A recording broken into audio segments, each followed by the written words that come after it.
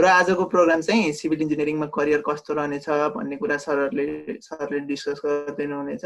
हामी मोस्टली +2 स्टुडेन्टहरु यहाँ छौं हैन। अब पछि ब्याचलरमा सिभिल इन्जिनियरिङ पढ्दाको फाइदाहरु, त्यसपछि के स्किलहरुमा फोकस गर्ने भन्ने कुराहरु चाहिँ सरले डिल गर्दिदै हुनुहुन्छ आज, ताकि तपाईहरुको फ्युचरलाई पनि सहज होस्।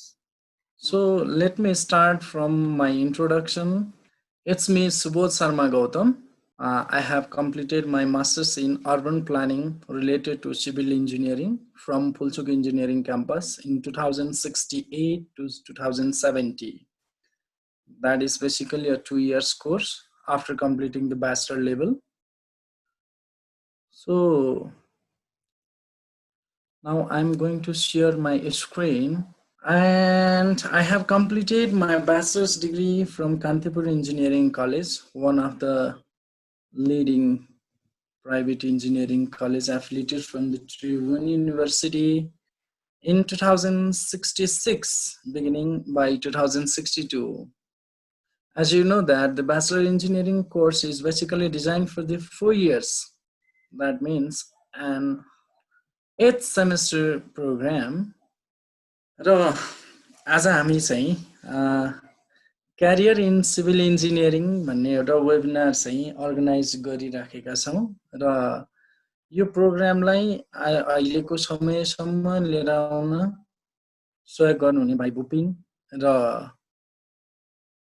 उहाँको टिमलाई म विशेष धन्यवाद दिन चाहन्छु र यसरी जोडिनु भएका +2 लेभल कम्प्लिट गरिसक्नु भएका र ब्याचलर इन इन्जिनियरिङ पढ्न इन्ट्रेस्ट हुनु भएका र यहाँ जोडिनु भएका those friends, I would like to warm welcome to this webinar entitled as Career in Civil Engineering.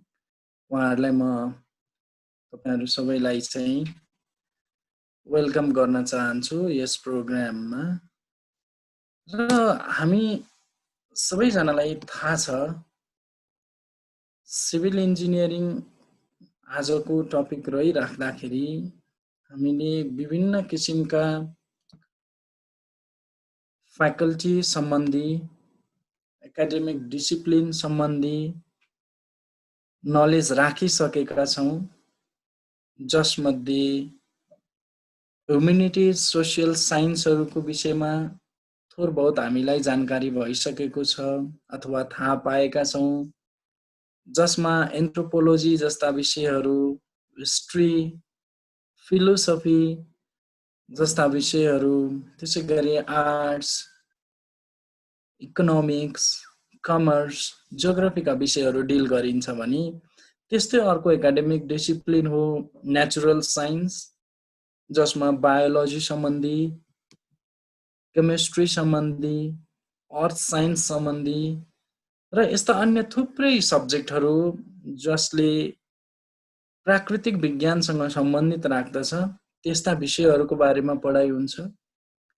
र अर्को हुन्छ फर्मल साइन्स एकाडेमिक डिसिप्लिन, जसमा कम्प्युटर साइन्स, लजिक, म्याथमेटिक्स र यस्ता अन्य थुप्रै विषयहरु समावेश गरिएका हुन्छन्। त्यसैगरी अर्को अन्तिम टाइपको एकाडेमिक डिसिप्लिन हुन्छ प्रोफेसन्स एन्ड अप्लाइड साइन्स भन्छौं हामी जसलाई, जसमा एग्रिकल्चर सम्बन्धी, आर्किटेक्चर, डिजाइन सम्बन्धी, बिजनेस, मेडिसिनका कुराहरु, मिलिटरी साइन्सका कुराहरु, इन्जिनियरिङ र टेक्नोलोजी र यस्ता अन्य थुप्रै विषयहरु समेटिएका हुन्छन्। त्यसैले मैले अहिले यहाँ जोड्न खोजे तपाईहरुलाई इन्जिनियरिङ र टेक्नोलोजीसँग सम्बन्धित विषयवस्तु भनेको त एकाडेमिक डिसिप्लिनसँग रिलेटेड रहेछ। त्यसो भए त यो इन्जिनियरिङलाई अब हामीले डिसिप्लिन मात्र नभनिकन एउटा प्रोफेसन पनि भन्नुपर्ने भो, किनभने यो एकाडेमिक एज अ डिसिप्लिनमा प्रोफेसनल भित्र पर्दो रहेछ। त्यो कारणले गर्दाखेरि हामीले यसलाई एज अ प्रोफेसनको रूपमा अब डिफाइन गर्दै जाने हो भने प्रोफेसन अथवा अकुपेसन हुनको लागि त हामीसँग एउटा स्पेशलाइज्ड एजुकेशनल ट्रेनिङको आवश्यकता पर्छ, जुन स्पेशलाइज्ड एजुकेशनल ट्रेनिङ एउटा प्रोफेसनल इन्जिनियरले लिने भन्नाले उसलाई कम्पिटेन्ट बनाउने, उसलाई अरूसँग कम्पिट गर्नको लागि अथवा प्रतिस्पर्धा गर्नको लागि क्षमतावान बनाउने हो। यो क्षमतावान बनाउनको लागि उसलाई फन्डामेन्टल एजुकेसन अथवा आधारभूत टेक्निकल एजुकेसनको र ट्रेनिङको आवश्यकता पर्छ, जसका कारणले गर्दा त्यो व्यक्तिले साइन्टिफिक मेथडबाट र कुनै चिजलाई एनालाइसिस गरेर सोलुसनसम्म पुग्ने अथवा त्यसको अन्तिमसम्म पुग्नको लागि उसलाई त्यो एजुकेसनले हेल्प गरोस् भन्ने हुनुपर्दछ। त्यसो कारणले गर्दाखेरि इन्जिनियरिङलाई हामीले एउटा प्रोफेसन हो भनेर डिफाइन गर्न सक्छौँ। त्यसो अब क्वेसन आउन सक्छ हाम्रो मनमा, यस्तो प्रोफेसन कहिले कहाँबाट सुरु भयो त? एक्चुअली इन्जिनियरिङलाई हामीले कहिलेदेखि पेशागत अभ्यासमा इन्क्लुड गर्न थाल्यौं अथवा यो पेशा हो भनेर हामीले कहिलेबाट प्रोफेसनल्ली एक्ट गर्न थाल्यौं त भनेर हामीले हिस्ट्री केलाउँदै गयौं भने सामान्य ढङ्गले गर्दाखेरि साइन्टिफिक प्रिन्सिपलहरू जसले डिजाइन गर्न, बिल्ड गर्न मद्दत गर्छ। अब के डिजाइन गर्ने, के बिल्ड गर्ने त भन्दा मेसिनको डिजाइन गर्ने, भवनका, पुलका अथवा अन्य संरचनाहरूका डिजाइन बिल्ड गर्ने कामलाई इन्जिनियरिङ भनियो। त्यसो भए यस्ता इन्जिनियरिङ काम त हाम्रो एन्सियन्ट टाइमदेखि बडै प्रयोग भइराखेका थियौं। जस्तै गाडीमा ओट लगाउने च्याप्टो खालको ढुङ्गा जसलाई हामीले वेज भन्छौं, गाडीका टायर पाङ्राहरू उठाउने लिभर भन्छौं हामीले, त्यसैगरी गाडीको पाङ्रा व्हील भन्छौं हामीले, पुल्ली भन्छौं। यी सबै मेकानिकल पार्ट्सहरू भएको हुनाले गर्दा यी पार्ट्सहरूलाई पनि डिजाइन गर्नुपर्ने, बिल्ड गर्नुपर्ने भएको हुनाले गर्दाखेरि हामीले यसलाई इन्जिनियरिङ प्रोफेसनको रूपमा हेर्न थाल्यौं एन्सियन्ट टाइमदेखि नै। र अलि पुरानो हिस्ट्रीहरू हेर्ने हो भने 14th सेन्चुरीतिरै हामीले याद गर्ने हो भने मिलिटरी सर्भिसमा रहँदा जो व्यक्तिले इन्जिनलाई बनाउने काम गर्छ, मिलिटरी सर्भिसमा धेरैवटा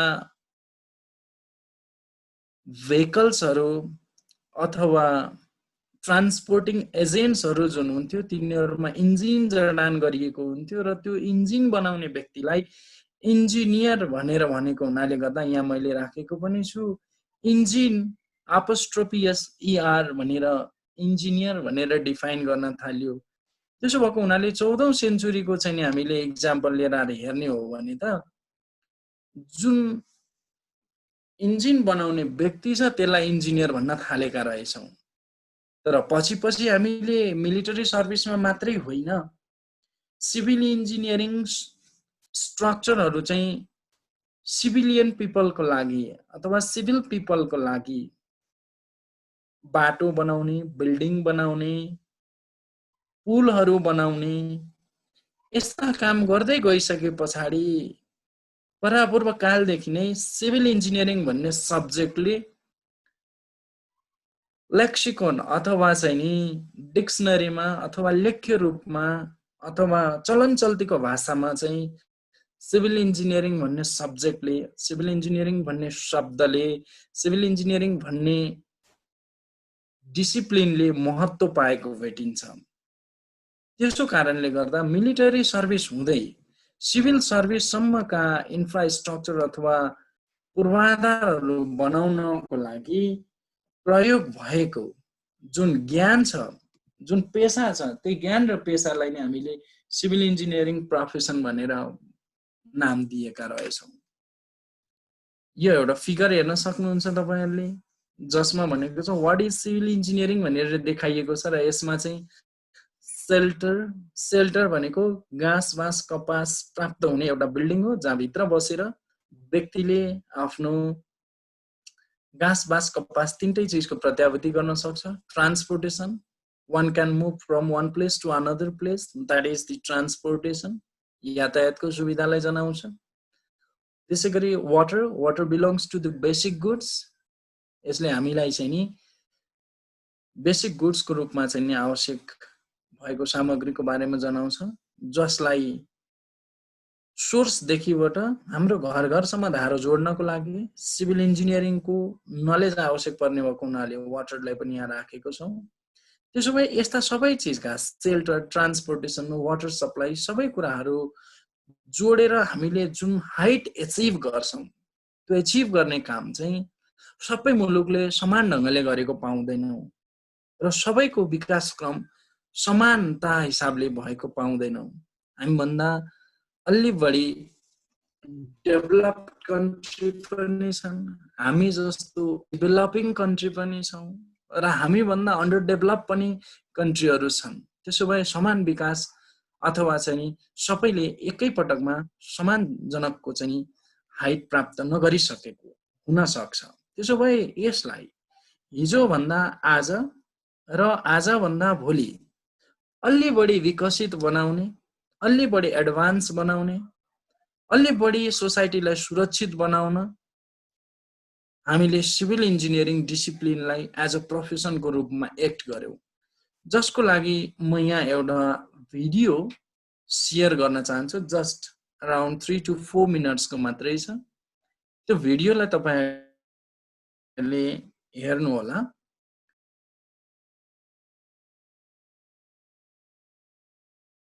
मैले अहिलेको भिडियो तपाईँहरूसँग सेयर गर्नुको एउटै उद्देश्य छ, जति पनि अहिलेको मोडर्न युगमा देखिएको इन्फ्रास्ट्रक्चरहरू छ अथवा पूर्वाधारहरू जुन हामीले देख्यौँ, त्यो कसरी बन्छ,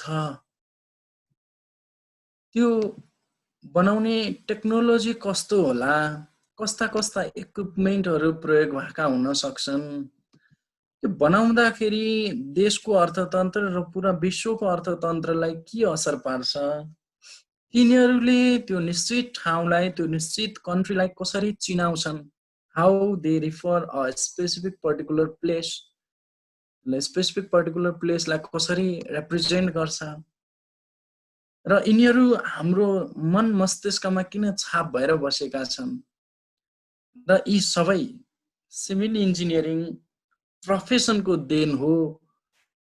र यस्तो कार्य गर्नको लागि हामीले एउटा टिम वर्क बनाउनु पर्ने हुन्छ, जसमा सिभिल इन्जिनियर लगायत अन्य क्षेत्रका प्राविधिक अथवा इन्जिनियरहरू पनि, जस्तै mechanical, electronics and communication, computer engineering, architectural engineering जस्ता धेरैवटा सेक्टरका इन्जिनियरहरूलाई एउटा टिममा राखेर यस्ता इन्फ्रास्ट्रक्चरहरू तयार गरिन्छ, सो द्याट हामीले बनाएको इन्फ्रास्ट्रक्चरमा कुनै पनि किसिमको एक्सपर्टिजको कमी नहोस्।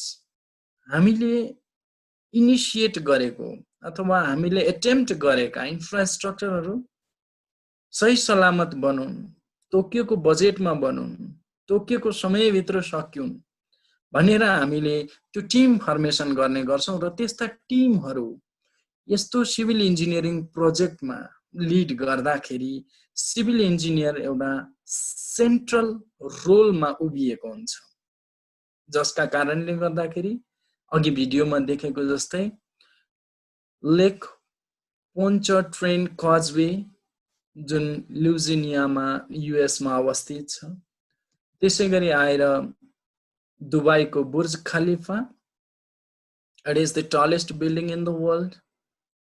It has much more the floor area covered, that means the ground coverage is much more higher than others, and it has the multi-purpose use, the multi-use buildings, multi-purpose building.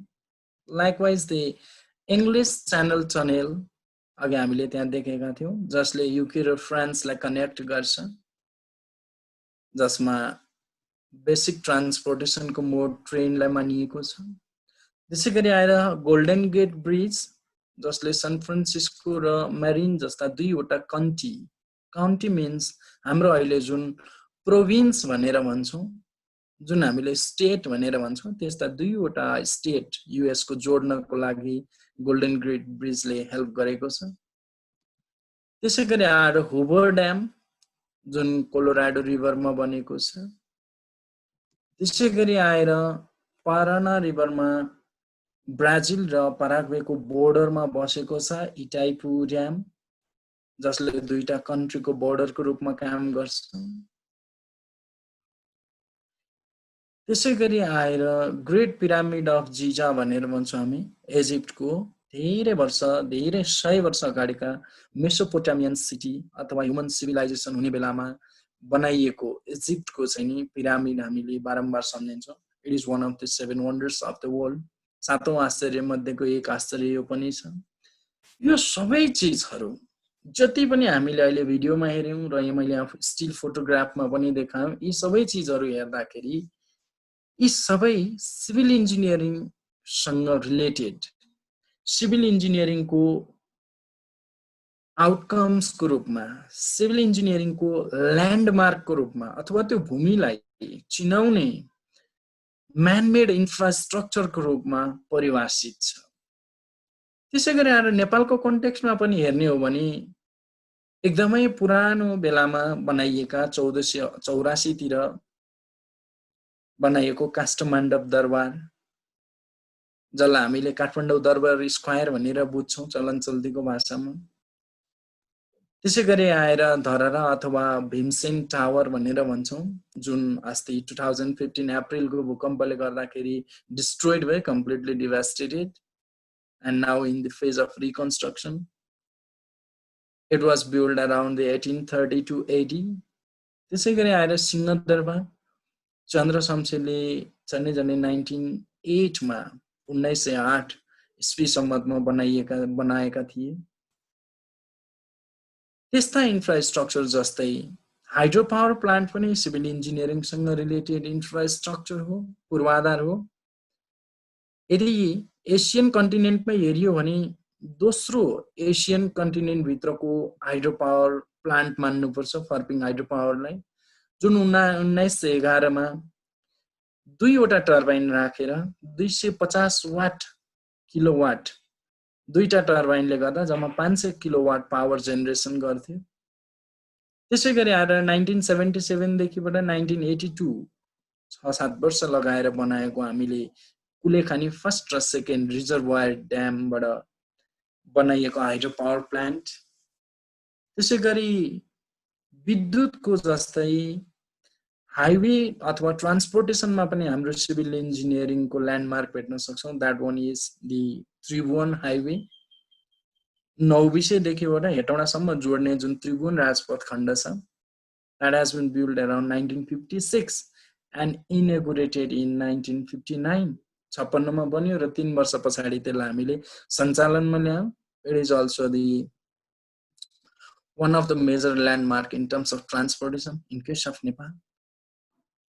यति पुराना date ब्याकमा गएर मैले यहाँ राखेको इक्जाम्पलको मतलब पक्कै पनि के हो भन्दा सिभिल इन्जिनियरिङ प्रोफेसन जुन छ, यो प्रोफेसन हिजो आज अथवा 10-20 वर्ष अगाडि मात्र सुरु भएको प्रोफेसन होइन रहेछ।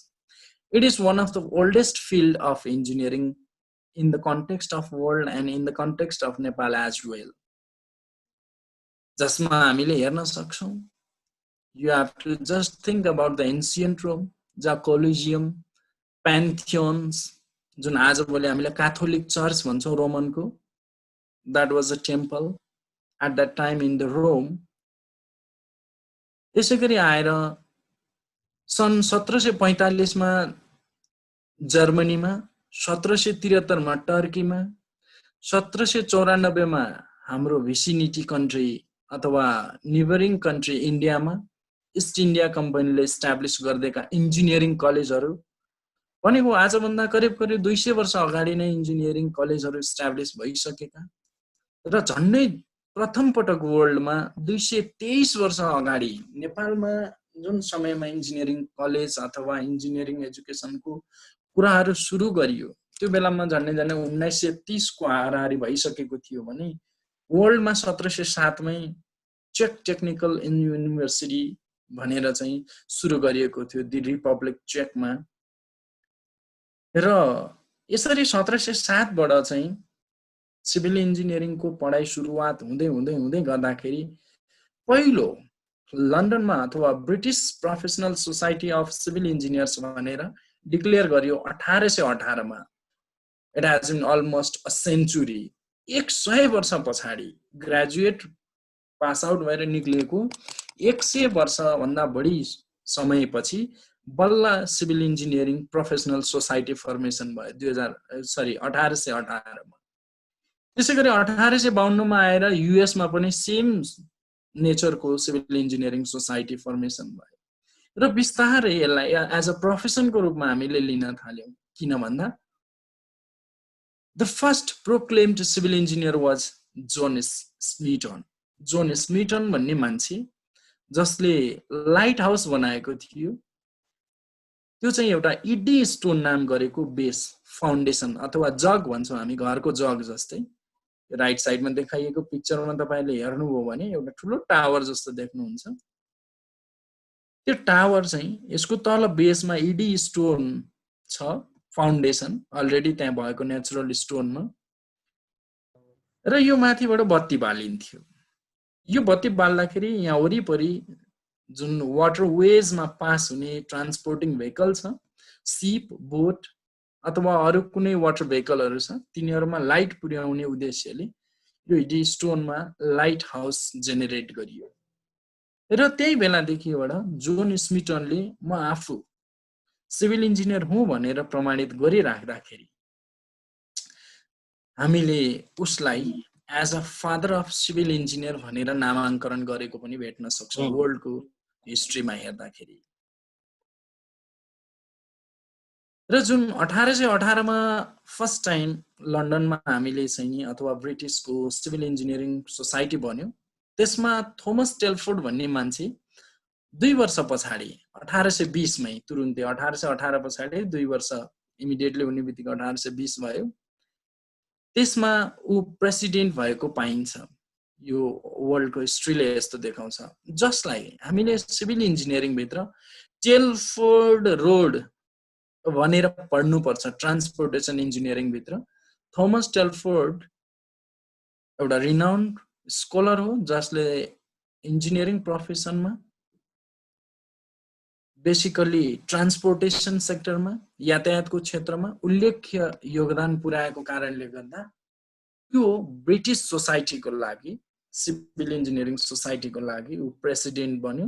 र त्यसको लगत्तै 8 वर्ष पछाडि रोयल चार्टरमा आफ्नो इन्स्टिट्युसनलाई दर्ता गर्नलाई सफल भएको भेटिन्छ। अब यही आधार मान्ने हो भने पनि 1828 देखिबाट अथवा 1820 देखिबाट अहिलेसम्मको इतिहासमा ठ्याक्कै हेर्ने हो भने अहिले हामी 2020 मा छौँ, करिब 200 वर्ष अगाडिबाट प्रोफेसनली हामी एक्ट गर्न थालेको भेट्छौँ वर्ल्डको हिस्ट्रीमा। तर यसरी 200 वर्षमा आइपुग्दाखेरि पनि हाम्रो एउटा पर्सेप्सन के चेन्ज हुनु हुँदैन भने आजको दिनमा आइपुग्दा पनि profession of civil engineer is not something people don't no.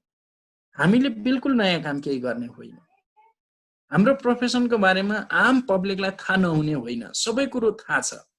So that जसले पनि भन्छ इन्जिनियर भनेपछि भवनको, पुलको, बाटोको वा ब्रिजको वा हाइड्रो पावरको टनेलको डिजाइन गर्न जानुहोस्, त्यसको कन्स्ट्रक्सनको थ्योरी जानुहोस्, त्यो कन्स्ट्रक्सनलाई सुपरभाइज गर्न जानुहोस्। यस्ता सो मेनी एक्सपेक्टेसन हाम्रो सोसाइटीको रहन्छ। त्यही भएर पनि पिपलले जानेको भन्दा बिल्कुल फरक इन्जिनियरिङ हाम्रो होइन। आम सिभिल पिपलले जानेकै भएर हामीले सिभिल इन्जिनियरिङ भन्छौँ। सामान्य भाषामा हामीलाई अब कसरी पनि डिफाइन गर्न थाल्यो आजभोलि 200 वर्ष पछाडि आएर भने civil engineering is only the field of the builders, जसले क्रिएट गर्छ, बिल्ड गर्छ, केही चिज बनाउँछ, पर्स्युट गर्छ, so that a project can be handled। त्यो प्रोजेक्टको रूपमा क्रिएट गर्न सकोस्, बनाउन सकोस् भनेर हामीले स्टार्ट गर्न थालेको हेर्छौँ। र आजभोलिको हामीले डेफिनेसनलाई अलि बढी पर्भेसिभ बनाएर हेर्ने हो भने यसमा जे जति पनि इन्फ्रास्ट्रक्चर हामीले बनाइरहन्छौँ अथवा हामीले जति पनि अघि बनाएका इन्फ्रास्ट्रक्चरहरू हेर्यौँ, यी सबै भनेको त सामाजिक विकासको लागि, सामाजिक उत्प्रेरणाको लागि, सामाजिक एडभान्समेन्टको लागि अथवा सोसाइटल ग्रोथको लागि, इम्प्रुभमेन्टको लागि गरिएका काम हो। त्यसो भएको कारणले गर्दा हामीलाई कहिलेकाहीँ we are also an innovator. Civil इन्जिनियरहरू चाहिँ इनोभेटर हुन्। They innovate the infrastructure. उनीहरूले भौतिक पूर्वाधारलाई इनोभेट गर्छन् आफ्नो डिजाइन अनुसार, आफ्नो एपिरियन्स अनुसार, आफ्नो थ्योरी अनुसार उनीहरूले कन्भर्ट गर्छन् रियालिटीमा by meeting the environmental standard. हामीले चाहना गरेर पनि अत्याधिक अग्लो, अत्याधिक ठुलो बिल्डिङ बनाउन सक्दैनौँ, किनभने इन्भाइरोमेन्टल ह्याजार्डलाई पनि हामीले हेर्नुपर्ने हुन्छ। त्यही भएर हामी इनोभेटर चाहिँ हो, तर त्यो इन्भाइरोमेन्टल स्ट्यान्डर्ड मिट गरेका इनोभेटर मात्रै। हामी मध्ये कसैले एज अफ एम्पायर्स भन्ने गेम खेलेछौँ? भुपिनले खेलेछ एज अफ एम्पायर्स? छैन सर, छैन। छैन यो। You can easily download from your Play Store in your mobile or any other gadget. Age of Empire भन्ने गेम चाहिँ हामीले सजिलै त्यो गुगल प्ले अथवा प्ले स्टोर भन्छौँ हामीले हैन, त्यसमा चाहिँ इजिली डाउनलोड गर्न सक्छौँ र हामीले त्यसलाई खेल्न सक्छौँ। त्यो गेम खेलिराख्दाखेरि मलाई अहिले पनि अलि अगाडि नै खेल्थेँ म। त्यो गेममा के हुन्छ भने the better your infrastructure the better your chance of winning. यदि तिमीसँग पूर्वाधार बलियो छ भने त्यो गेम जित्न सक्छौ। That means a perfect example of civil engineering. हाम्रो पनि सोसाइटीमा एक्ज्याक्टली त्यही हो। यदि हामी सम्पूर्ण रूपले विकसित भएका छौँ, हामीसँग खानेपानीको धारो घर घरमा आइपुगेको छ, हामीसँग घर घरमा पुग्ने मोटरेबल बाटो छ, हामीसँग त्यो पब्लिक ट्रान्सपोर्ट हुने भेहिकलहरू छन् भने, हामीसँग घर सेफ हाउसिङ, सेफ सेल्टर छ भने, हामीसँग पब्लिक हाउसहरू जस्तै एडमिनिस्ट्रेटिभ हाउसहरू हुन सक्छ, तिनीहरू सेफ छन् भने, त्यस्ता इन्फ्रास्ट्रक्चर युक्त सोसाइटी छ भने हामीले अरू कुनै सोसाइटीलाई अथवा अरूभन्दा अब्बल दर्जा अथवा उनीहरूलाई जित्न सक्छौँ। लाइकवाइज यो गेमको मेसेज पनि त्यही हो, एज अफ एम्पायर्समा पनि त्यही हुन्छ। जति बढी इन्फ्रास्ट्रक्चर हामीले त्यो गेममा राम्रो बनाउँछौँ त्यति गेम जित्ने सम्भावना बढी हुन्छ। र हामीले सिभिल इन्जिनियर भएर हेर्ने पनि त्यही हो। सिभिल इन्जिनियरले त्यो गेममा जस्तै प्लान बनाउन सिक्नु पर्यो, त्यो अनुसारको डिजाइन गर्न जान्नु पर्यो, त्यो अनुसारको कन्स्ट्रक्सन गर्न जान्नु पर्यो र ती कन्स्ट्रक्सन गर्ने बेलामा ती प्रोजेक्टहरूलाई म्यानेज गर्न जान्नु पर्यो, व्यवस्थित गर्न जान्नु पर्यो। रिसोर्स चाहिँ छ, पैसा छ, स्रोत साधन छ, तर हामीले त्यसलाई वेस्ट जाने दियौँ भने त प्रोजेक्ट टाइमले कम्प्लिट पनि हुँदैन र हामीले सोचेको जस्तो स्ट्यान्डर्ड पनि हुँदैन। त्यो कारणले गर्दा हामीले पहिला प्लान गर्ने, त्यसलाई डिजाइन गर्ने, त्यसलाई कन्स्ट्रक्ट गर्ने र त्यो कन्स्ट्रक्सन गर्ने फेजमा हामीले त्यसलाई म्यानेज गर्न जान्यौँ भने त्यही हो सिभिल इन्जिनियरिङको professional act, professional work. So कसरी छिर्ने त यस्तो प्रोफेसनमा? अब हामी सबैको क्वेरी चाहिँ यहीँ रहन्छ। हामी सबैको आजको यो वेबिनारको चाहिँ थिम यसैको वरिपरि रहन्छ, एउटा सिभिल इन्जिनियरिङ प्रोफेसनभित्र छिर्ने कसरी। त्यसका लागि न्यूनतम कुरा भनेको एउटा ब्याचलर्स डिग्री भयो भने अथवा हामीले अन्डर ग्रेजुएट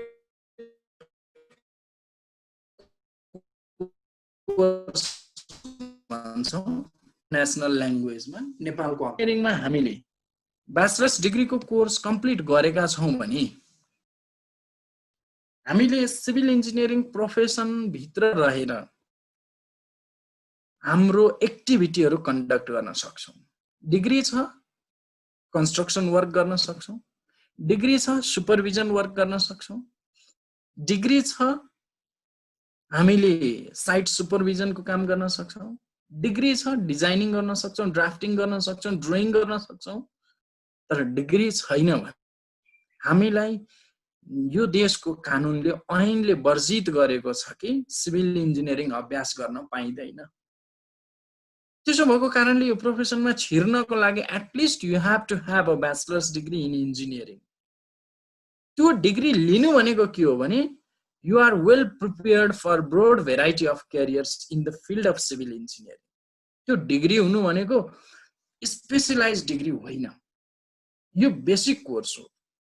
यो +2 सकिने बित्तिकै 4 वर्षको ब्याचलर लेभल लिनु भनेको हाम्रो बल्ल क्यारियर सुरुवात हुनु हो, यो अल्टिमेट गोल होइन।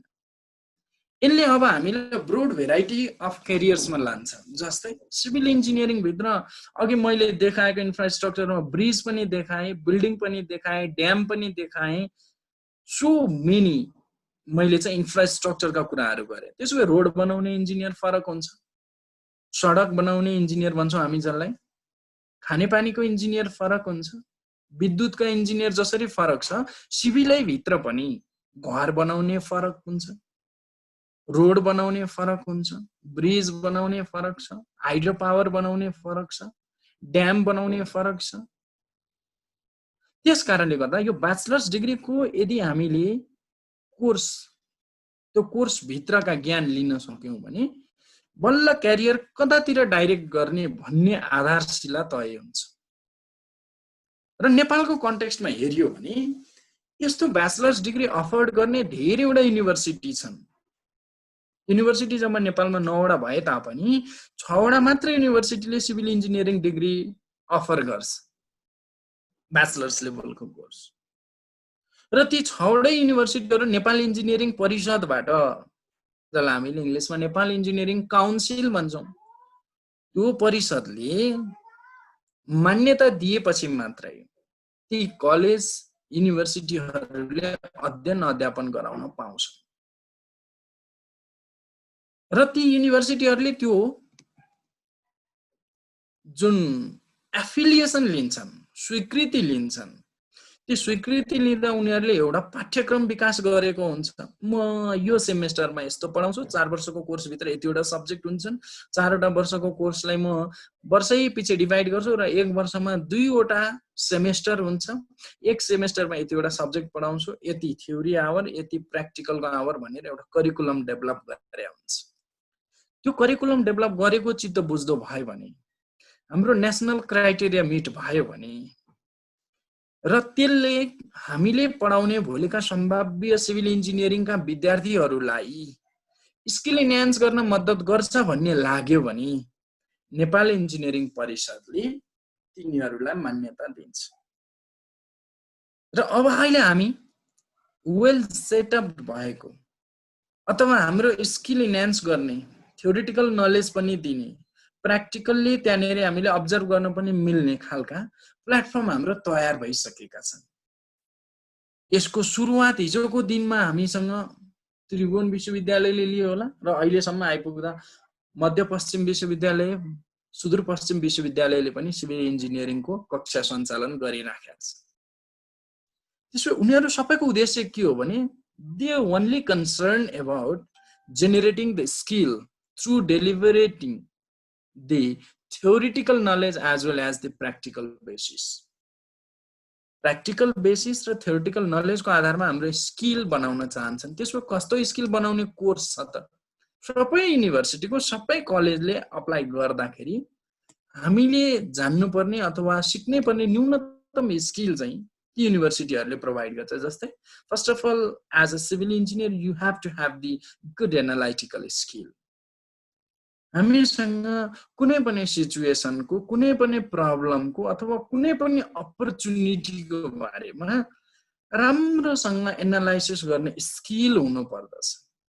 अनि बल्ल व्यवस्थापन गर्ने, म्यानेजमेन्ट गर्ने स्किल छ कि छैन? सिभिल इन्जिनियर भएर भोलिको दिनमा प्रोजेक्ट ह्यान्डल गरिराखेका छन्, उसले नेतृत्व लिन सक्ने क्षमता राख्छ कि राख्दैन? लिडरसिप स्किल र लिडरसिप मात्र होइन, उसले चाहिँ डिजाइन, ड्रइङ, ड्राफ्टिङ गर्ने र म्यापहरू पढ्न जान्ने, ती सफ्टवेयरहरूसँग खेल्न सक्ने, ती सफ्टवेयरबाट म्याप प्रड्युस गर्ने, प्रड्युस गरेका म्यापलाई अरू सामान्य मान्छेहरूलाई बुझाउन सक्ने, यस्ता स्किलहरु राखेको हुनुपर्छ। त्यसैगरी आएर कम्प्लेक्स भन्दा कम्प्लेक्स टाइपका प्रब्लम, जस्तै अघि हामीले ओभर ड्यामको एक्जाम्पल दियौं, त्यसैगरी आएर हामीले बुर्ज खलिफाको स्ट्रक्चरको example दियौं। So many problems associated with erecting such sophisticated infrastructure. यति धेरै प्रब्लम हुन्छ त्यत्रो अग्लो बिल्डिङ बनाउनलाई। मोर देन 163 स्टोरी, 163 भन्दा बढी तला छ बुर्ज खलिफामा। त्यसको हाइटको कुरा गर्यौं भने हामीले more than 800 feets, 800 metres, not feet, 800 metres, that means 2223 feet हुन्छ। त्यति अग्लो बिल्डिङ बनाउनलाई त कम्प्लेक्स प्रब्लम एसोसिएटेड हुन्छ। बिल्डिङको कतैबाट पनि साइड बाइ साइडबाट हामीलाई समातेको छैन। Just you have to rest the foundation on the soil. त्यसपछि त्यो माटो धस्छ कि धस्दैन? त्यहाँ बनाएको बीम पिलरले लोड लिन्छ कि लिन्न? That problem is always associated with the infrastructure, and the civil engineer must be able to solve such complex problem. Problem just solve गर्ने तर 6 महिना 1 वर्ष लगाएर दुन, because projects are only for 5 years, 4 years, 2 years. Project नै 2 वर्ष 4 वर्ष भित्रमा कम्प्लिट गर्नु छ भने त्यो प्रोजेक्ट सँग रिलेटेड प्रब्लम चाहिँ 12 वर्षमा सल्भ गर्न त सम्भव छैन। So you need to solve the complex problem within the prescribed time frame, that is the stipulated period. जति समय दिएको छ त्यो समय भित्र, निर्धारित समय भित्र त्यो प्रब्लमलाई हामीले के गर्नुपर्छ? Solve गरिसक्नुपर्छ। And finally, most important skill is the communication skill. Until and unless knowledge you bear on your mind is not delivered to others, तिम्रो दिमागमा रहेको नलेज, तिमीसँग भएको स्किल, तिमीसँग भएको जुन ट्याक्टिक नलेज, टेक्निकल ज्ञान छ, त्यो ट्याक्टिक नलेज अरूलाई तिमीले कन्भे गर्न सकेनौ, डिसिमिनेट गर्न सकेनौ भने सिभिल इन्जिनियरिङको रूपमा कसरी स्थापित हुन सक्छौ अथवा सिभिल इन्जिनियर कसरी बन्न सक्छौ? That's why communication skill is must. ठेकदारलाई भन्नु पर्यो यस्तो गर, अनरलाई सिकाउनु पर्यो, जसले इन्भेस्टमेन्ट गरे हुन्छ उनलाई भन्नु पर्यो यति पैसा चाहियो, यस्तो काम हुँदैछ, यति समय लाग्छ। सो त्यसका लागि हामीसँग कम्युनिकेसन स्किल आवश्यक पर्छ। यस्ता सबै स्किलहरु हामीसँग हुने हो भने सिभिल इन्जिनियर बन्न सक्छौं। र सिभिल इन्जिनियरिङ फिल्डमा यति स्किलको असाध्यै धेरै इम्पोर्टेन्स हुन्छ। यो सबै स्किल हामीलाई केले दिन्छ त भन्दा जुन ब्याचलर लेभलको कोर्सको मैले अघि कुरा गरे, +2 लेभल पछि पढिने 4 वर्षको 8 सेमेस्टरको कोर्स जुन छ, त्यो 8 सेमेस्टरको कोर्स समेटिएको हुन्छ। सो करिकुलम यदि हामीले डेभलप गरेको 6 वटा युनिभर्सिटीको करिकुलमलाई हेर्यो भने 5 वटा विङ बनाएको छ। पहिलो विङमा साइन्स एन्ड ह्युमनिटिजको बारेमा जानकारी दिन्छ, जसभित्र म्याथमेटिक्सको नलेज, केमिस्ट्रीको नलेज, फिजिक्सका knowledge, probability and statistics, numerical methods, so that complex भन्दा कम्प्लेक्स प्रब्लमहरु सल्भ गर्न सकियोस्। त्यसैगरी कम्प्युटर एन्ड टेक्नोलोजीसँग चाहिँ रिलेटेड नलेजहरु दिन्छ, दोस्रो क्याटेगोरी भयो। त्यसैगरी आएर तेस्रो क्याटेगोरीमा सिभिल इन्जिनियरिङ भित्र पनि सर्टेन टाइपका मेकानिकल इन्जिनियरिङसँग रिलेटेड कुराहरु जान्नुपर्छ। अघि मैले देखाएको थिएँ त्यो इरेक्सन गर्दाखेरि, त्यो कन्स्ट्रक्सन गर्दाखेरि ठुलो ठुलो होइस्टिङ इक्विपमेन्ट अथवा उचाल्ने मेसिनहरु, त्यो भनेको मेकानिकल पार्ट्स, उचालेर एक ठाउँबाट अर्को ठाउँमा मटेरियललाई ट्रान्सपोर्ट गर्नलाई, इक्विपमेन्टलाई ट्रान्सपोर्ट गर्नको लागि त मेकानिकल पार्ट्सको पनि त नलेज जान्नुपर्छ। त्यही भएर त्यो मेकानिकल इन्जिनियरिङलाई पनि हाम्रो सिभिल इन्जिनियरिङसँग थोर बहुत जोडिएको छ। ड्रइङका कुरा, थर्मोडाइनामिक्स एन्ड हिट ट्रान्सफरका कुराहरु, वर्कसप टेक्नोलोजीका कुराहरु जोडिएको छ। र इलेक्ट्रोनिक्स एन्ड इलेक्ट्रिकलका बेसिक नलेजहरु पनि सिभिल इन्जिनियरिङसँग चौथो डाइमेन्सनको रूपमा जोडिएर आउँछ, जसको कारणले गर्दा अहिले हामीले प्रयोग गरिराखेको कम्प्युटर अथवा मोबाइल अथवा ल्यापटप जुन हामीले युज गरिराखेका छौं, यस्ता ग्याजेटहरुको बारेमा थोर बहुत यो भित्र युज हुने सेमिकन्डक्टरको बारेमा अथवा अरु कुनै मेकानिकल पार्ट्समा युज भएका इलेक्ट्रोनिक डिभाइसको बारेमा जानकारी होस्। इलेक्ट्रिकल वायरिङ हामीलाई हरेक बिल्डिङमा आवश्यक पर्छ, ट्रान्सपोर्टेसन गर्दाखेरि चाहिँ रोडमा स्ट्रिट लाइटका कुराहरू आवश्यक पर्छ, त्यसो इलेक्ट्रिकलका बेसिक नलेज जान्नुहोस्। त्यो कारणले गर्दा इलेक्ट्रोनिक्स एन्ड इलेक्ट्रिकलका कुरालाई पनि सिभिल इन्जिनियरिङको करिकुलममा राखिएको छ, so that it will help to generate certain sort of knowledge and skill regarding that particular subject. त्यसले केही नलेज र स्किल चाहिँ त्यो थ्योरिटिकल ज्ञानबाट चाहिँ जेनेरेट गरोस् भन्ने हाम्रो उद्देश्य भएर राखिएको हुन्छ। र फाइनली सिभिल इन्जिनियरिङको सब्जेक्ट हामीले इन्क्लुड गर्नुपर्छ। अल टुगेदर यो 5वटा डाइमेन्सन भित्रका सब्जेक्टहरू मिलेर 54वटा फर्दर सब डिभाइडेड सब्जेक्टहरू भन्छ र 54वटा सब्जेक्ट हामीले पढिसके पछाडि आवश्यक पर्ने न्यूनतम स्किल र नलेज जेनेरेट गर्छौँ र 4 वर्षको ब्याचलर कोर्स कम्प्लिट हुन्छ। यसरी 4 वर्षको ब्याचलर कोर्स कम्प्लिट गरेपछि बल्ल हामी त्यो प्रोफेसन भित्र इन्टर गर्न सक्छौँ।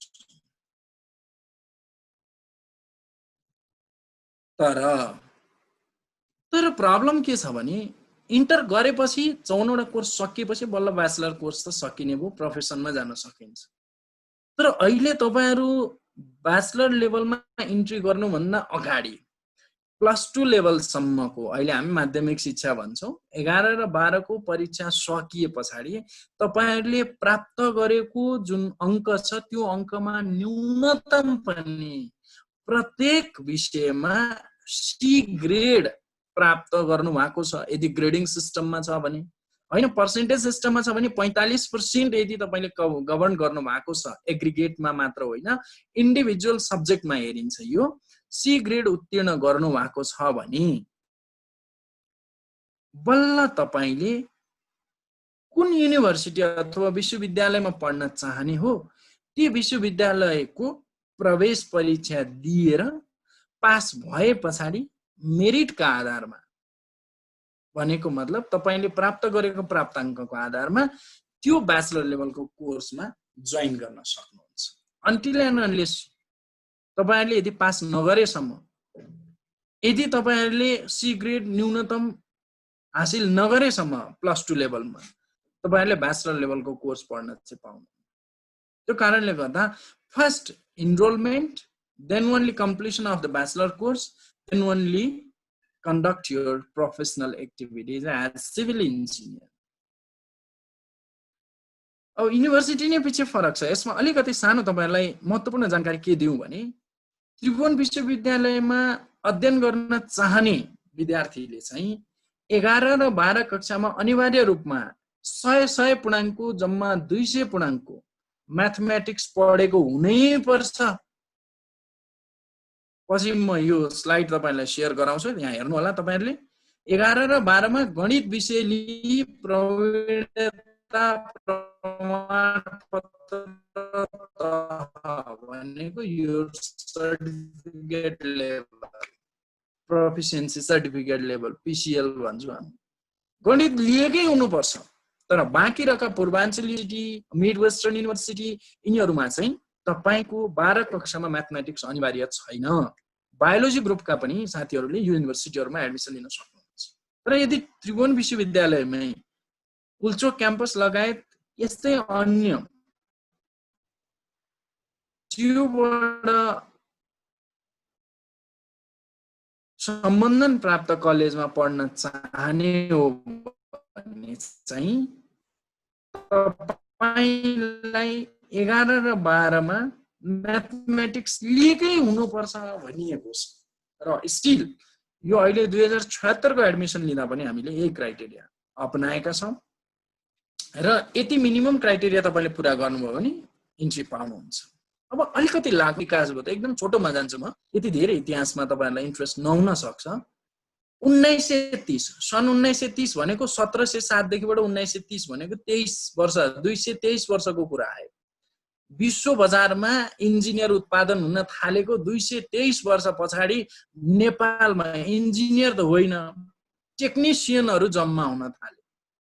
त्यो जन्म हुन थाल्नुको मेन रिजन थियो अहिले जहाँ पुल्चोक इन्जिनियरिङ क्याम्पस छ त्यहाँनेरि टेक्निकल स्कुल भनेर इस्टाब्लिश भएको थियो र सन् 1959 मा त्यही टेक्निकल इन्स्टिट्युट चाहिँ नेपाल इन्जिनियरिङ इन्स्टिट्युट भनेर परिणत भयो, जसमा गभर्नमेन्ट अफ इन्डियाले आफूले डाइरेक्ट इन्भेस्टमेन्ट गराइदिएर सिभिल ओभरसियरहरू उत्पादन गर्नुहोस् भनेर हामीलाई 29 वर्ष पछाडि त्यो इन्स्टिट्युटमा सिभिल ओभरसियरहरू उत्पादन हुन थाले। अझै पनि इन्जिनियर इस्टाब्लिस भएको छैन, इन्जिनियर प्रोडक्सन भएको छैन। 1930 मा कालीगढ फेब्रिकेट भयो। 1959 मा आएर ओभरसियर बल्ल जन्माउन थालियो, सुरु गरियो जन्माउन। र 1965 मा प्यारलली सिमुल्टेनियसली अहिले जहाँ थापाथली इन्जिनियरिङ क्याम्पस छ त्यहाँनेरि चाहिँ टेक्निकल ट्रेनिङ इन्स्टिट्युट भनेर सुरुवात गरियो, जसमा गभर्नमेन्ट अफ फेडरल रिपब्लिक जर्मनीको टेक्निकल सहयोगमा टेक्निकल कोर्सहरू जस्तै मेकानिकल फ्याब्रिकेसन, वेल्डिङ कसरी गर्ने, प्लम्बिङ कसरी गर्ने, अटोमोबाइलसँग रिलेटेड वर्कसपहरू कसरी कन्डक्ट गर्ने भनेर जस्ट त्यो पनि इन्जिनियरिङ होइन 1965 मा, जस्ट रेफ्रिजरेसन, अटोमोबाइल, मेकानिकल पार्ट्सहरूको टेक्निकल कोर्स मात्रै गरियो, जहाँबाट एउटा चाहिँ नि कालीगढको रूपमा मात्रै म्यान पावर निकालिन्थ्यो। र 1972 मा गएर पुल्चोक क्याम्पसमा इस्टाब्लिस गरेको नेपाल इन्जिनियरिङ इन्स्टिट्युट चाहिँ पुल्चोक क्याम्पसको रूपमा, टेक्निकल ट्रेनिङ इन्स्टिट्युटको रूपमा थापाथलीमा बसेको क्याम्पस चाहिँ आजको थापाथली क्याम्पसको रूपमा 1972 मा आएर भयो। अब मलाई भन्नुहोस्, हाम्रो इन्जिनियरिङ इतिहास त कति छोटो रहेछ हेर्नुहोस् त। यो 30 वर्ष, त्यो 20 वर्ष, 50 वर्ष भयो जम्मा। विश्वले 200 वर्ष एक्सरसाइज गरिसक्यो सिभिल इन्जिनियरिङ प्रोफेसनको प्र्याक्टिस, हामीले जम्मा 50 वर्ष प्र्याक्टिस गरिरहेका छौँ। यस कारणले गर्दा पनि नेपाल चाहिँ इन्जिनियरिङ दृष्टिकोणले बाल्यकालमै मेच्योर्ड भइसकेका छैन। कति धेरै इन्जिनियर प्रोडक्सन भइसक्यो भन्ने हामीमा जुन भ्रम छ, वास्तवमा त्यो वर्ल्डले जति प्रोडक्सन गर्यो त्यसको तुलनामा नेपालले त भर्खर सुरुवात गर्दैछ। र 1972 पछि झन्नै 12 वर्ष पछाडि बल्ल आजभोलि हामी धरानमा रहेको इस्टर्न रिजनल क्याम्पस भन्छौँ, पूर्वाञ्चल क्याम्पस धरान भन्छौँ, एसियाली विकास बैंक र युके को टेक्निकल सपोर्टमा 1984 मा इस्टाब्लिस भएर इन्जिनियरिङ पठन पाठन सुरु भयो, त्यहाँ पनि एग्रिकल्चरबाट। त्यसको 3 वर्ष पछाडि 1987 मा गएर आजभोलि हामी पश्चिमाञ्चल क्याम्पस पोखरा, WRC भन्छौँ, पोखरामा छ। यो चाहिँ वर्ल्ड बैंक अथवा विश्व बैंक र UNDP ILO international labour organisation दुईटाको संयुक्त टेक्निकल पहलमा पोखरामा 1987 मा ओभरसियरको पढाइ सुरु हुन थाल्यो। र त्यस पछाडि नेपाल चाहिँ एउटा मल्टी युनिभर्सिटी सिस्टममा जानुपर्छ भनेर 1991 मा काठमाडौँ युनिभर्सिटी इस्टाब्लिस भयो। 1993 मा आएर Pokhara university establish, Purbanchal university establish भएको छ। 1997 मा आएर पोखरा युनिभर्सिटी इस्टाब्लिस भएको छ। र 2010 मा आएर हामीसँग प्यारललले दुईटा युनिभर्सिटीहरू जेनेरेट भयो, मध्य पश्चिम विश्वविद्यालय र सुदूरपश्चिम विश्वविद्यालय।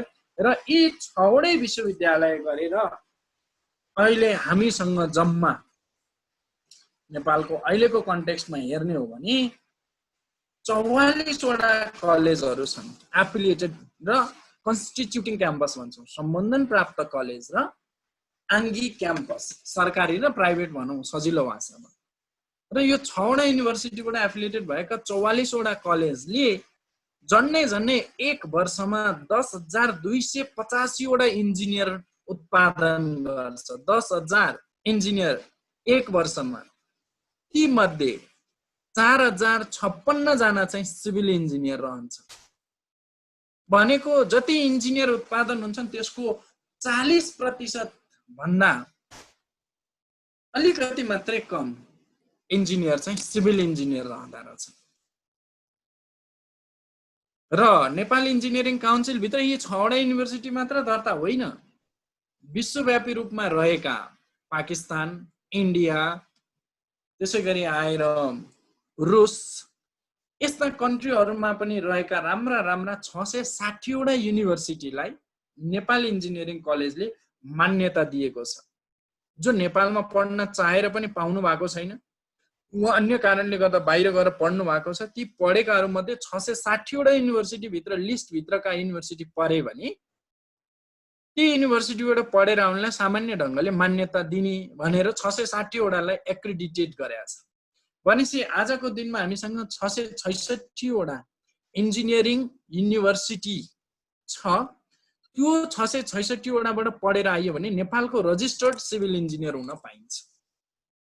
666 वटा भनेपछि अब हाम्रो एसेसिबिलिटीको हिसाबले सजिलो पनि भयो। नेपालमै 6 वटा युनिभर्सिटी छ, 44 वटा कलेज छन्, 10,285 वटा कोटा छ, त्यसमा 4,056 वटा त सिभिलै मात्र छ। त्यसो भए हामीसँग यति धेरै युनिभर्सिटी छ भने हामीसँग युनिभर्सिटीहरुमा यी युनिभर्सिटीबाट एफिलिएटेड भएका कलेजहरुमा पढ्न चाहने हो भने एसेसिबिलिटीको हिसाबले सजिलो छ। किनभने हिजोको दिनमा जस्तो एउटा मात्र युनिभर्सिटी अथवा एक दुईवटा मात्र निश्चित कलेजहरु छैनन्। त्यो कारणले गर्दाखेरि पनि अब तपाई हाम्रो पहुँच चाहिँ सहज छ, सरल छ। र अर्को दृष्टिकोणले तपाईले यहाँ मैले एउटा चार्ट बनाएको छु, देखिन्छ भुपिन? एकचोटी अनम्युट गरेर देखिराखेको छ सर? चार्ट देखिन्छ। चार्ट देखिन्छ? देखिन्छ सर। देखिन्छ। यो चार्टमा यहाँनेरि भएको जुन रेड र ब्लू कलर दुईटा छ, यो त्रिभुवन विश्वविद्यालयबाट जम्मा 4,248 वटा इन्जिनियर मध्ये 1,440 वटा सिभिल इन्जिनियर निक्लिँदो रहेछ। झन्डै झन्डै यसको आधी आधी जस्तो। पोखरा विश्वविद्यालयमा 3,124 जना मध्ये 1,392 जना सिभिल इन्जिनियर छ। काठमाडौँ युनिभर्सिटीको 425 सिभिल इन्जिनियर मध्ये 60 जना सिभिल इन्जिनियर छन्। पूर्वाञ्चल विश्वविद्यालयमा 2,296 मध्ये 1,068 जना सिभिल इन्जिनियर छन्। सुदूरपश्चिममा हेर्यो भने जम्मा 48 जना सिभिल इन्जिनियरिङबाट इन्जिनियरिङ फ्याकल्टी सुरु गरेको छ उसले। मध्यपश्चिम विश्वविद्यालयमा हेर्यो भने 144 वटा मध्ये 48 वटा सिभिल इन्जिनियरिङ छ त्यो विश्वविद्यालयमा। र टोटलमा अघि मैले भनेको डाटा यो देख्न सक्नुहुन्छ। यो रातो लाइन जुन छ, यो रातो लाइनको करिब 40% हुन आउँछ। ब्लू लाइन जसले सिभिल इन्जिनियरिङलाई जनाउँछ। यहाँबाट तपाईहरुले के बुझ्नु पर्यो भने यति धेरै युनिभर्सिटीले कोटा थपिराख्दाखेरि, कलेजहरु सञ्चालन गरिराख्दाखेरि सिभिललाई किन प्राथमिकता दिएको होला? किनभने यसको डिमान्ड धेरै होला अरूको तुलनामा। यो पढ्न सजिलो भएर अथवा सस्तो हुने भएर त धेरै कोटा त थप्या होइन होला। हामीले काम गर्नुपर्ने सिभिल इन्जिनियर भएर धेरैवटा सेक्टर छ। यी सेक्टरहरु रोड, खानेपानी, भवन, सिंचाई, यस्ता सो मेनी अप्सन्स, हामीसँग धेरैवटा अप्सन्स भएको हुनाले धेरैवटा इन्जिनियर इम्प्लोय गर्न सकिने भएको हुनाले गर्दा यी सिभिल इन्जिनियरिङको कोटा पनि तत्तत कलेज, तत्तत युनिभर्सिटीहरुमा चाहिँ बढी देखिन्छ। र यो ट्रेन्डलाई अर्को एउटा डाटाबाट म हेल्प गराउन सहयोग हुन्छ। यो ब्लू लाइन देख्नुहुन्छ तपाईहरुले, ग्रीन लाइनको बीचबाट यसरी पास भएको। नेपालबाट बाहिर पढ्न जाने मान्छे पक्कै कि मेडिकल कि टेक्निकल फिल्ड नै पढ्न जान्छ। सामान्य आर्ट्स, कमर्स एजुकेसन पढ्नको लागि एकदम न्यून मात्रामा मात्रै मान्छेहरु जान्छन्। होइन भने भोकेसनल ट्रेनिङ टाइपको अथवा टेक्निकल नलेजको लागि अथवा टेक्निकल एजुकेसनको लागि जान्छन् भने यो 2006 देखि 2017 सम्मको ट्रेन्ड हेरौँ, यसमा इन्जिनियरिङ मात्र छैन, सबै जोडिया छ। तर इन्जिनियरिङ प्रिडोमिनेन्ट छ। सबैभन्दा बढी इन्जिनियरिङ र मेडिकलका हुने भएर यो डाटा मैले यहाँ जोडे।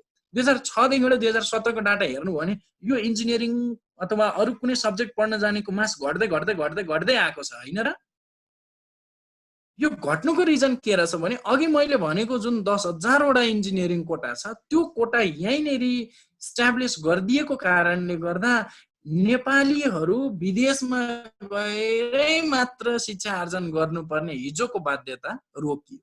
त्यो कारणले गर्दा सुरुवातका दिनमा 2006 भन्दा 2007 मा 40% ले वृद्धि, 2007 मा भन्दा 2008 मा 23% ले वृद्धि, 2008 मा भन्दा 2009 मा जाँदाखेरि 26% ले वृद्धि, यसरी जुन वृद्धि हुँदै हुँदै हुँदै घटेको थियो 2016 भन्दा 2017 मा त 0% ले मात्रै वृद्धि भएको छ। 17 देखि यताको ट्रेन्ड अब फेरि हामीले पछि प्रकाशित भएपछि हेर्न पाउँछौं, यो रेट फेरि घट्दो हुन्छ।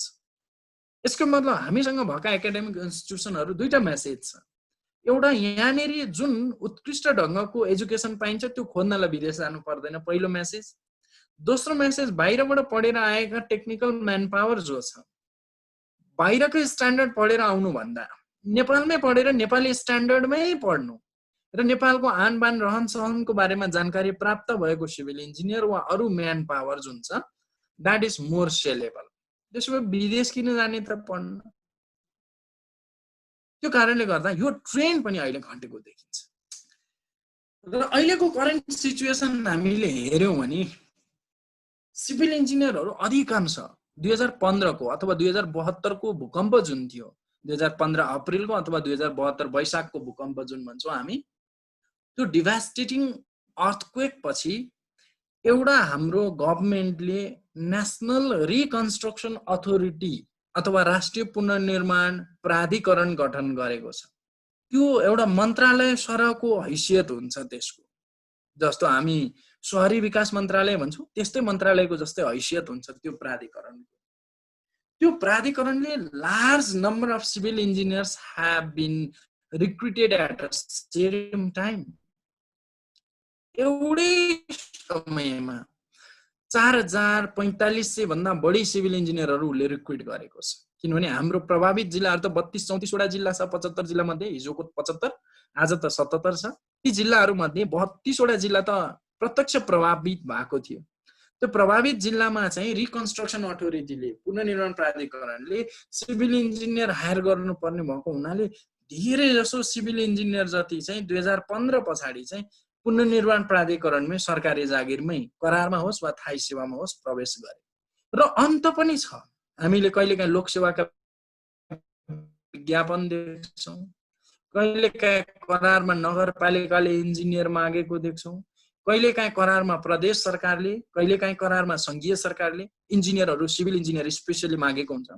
त्यस्ता इन्जिनियरहरू माग गर्ने ठाउँ हामीले हेऱ्यौँ भने यो पढेपछि कहाँ गएर मैले जागिर खाने त भन्दा भोलिको दिनमा मिनिस्ट्री अफ अर्बन डेभलपमेन्ट भन्छौँ हामी, शहरी विकास मन्त्रालय हुन सक्छ, मिनिस्ट्री अफ एजुकेसन हुन सक्छ, शिक्षा मन्त्रालयमा हुन सक्छ, मिनिस्ट्री अफ इनर्जी हुन सक्छ, ऊर्जा मन्त्रालयमा हुन सक्छ। अर्को मोफागा भन्छौँ हामी, ministry of federal affairs and general administration, सङ्घीय मन्त्रालय, अथवा चाहिँ हामी त्यसलाई भन्छौँ स्थानीय विकास पूर्वाधार मन्त्रालय पहिलाको नाम दिने हो भने। त्यसै गरी आएर ministry of agriculture and livestock development, कृषि तथा पशुपन्छी मन्त्रालयमा पनि सिभिल इन्जिनियरको आवश्यक पर्छ। यस्ता विभिन्न मन्त्रालयहरू लगायत विभाग पनि हुन्छ। ती मन्त्रालय मातहतका विभाग जस्तै विद्युत विकास विभाग, डिपार्टमेन्ट अफ इलेक्ट्रिसिटी डेभलपमेन्ट, त्यसै गरी आएर department of road, department of irrigation, department of transport management, DTM भन्छौँ हामी। त्यसै गरी आएर सिभिल एभिएसन अथोरिटी, जसलाई हामीले चाहिँ नि नागरिक उड्डयन प्राधिकरण भन्छौँ, विद्युत प्राधिकरण, नेपाल टेलिकम, राष्ट्रिय तथ्याङ्क विभाग, राष्ट्रिय योजना आयोग,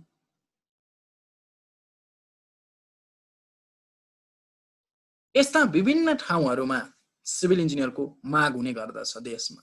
यो करेन्ट सिचुएसन अधिकांश पुनर्निर्माण प्राधिकरणमा र थाई नियुक्ति लिएर जानेहरू प्रायः सो अन्य अन्य विभाग र मन्त्रालयहरूमा चाहिँ कार्यरत रहेको पाउँछौँ हामी। त्यसै गरी प्राइभेट अर्गनाइजेसन अथवा पब्लिक अर्गनाइजेसनहरू हुन सक्छ, जस्तै कन्सल्टेन्सीहरू भन्छौँ हामीले, कन्स्ट्रक्सन कम्पनी भन्छौँ हामीले।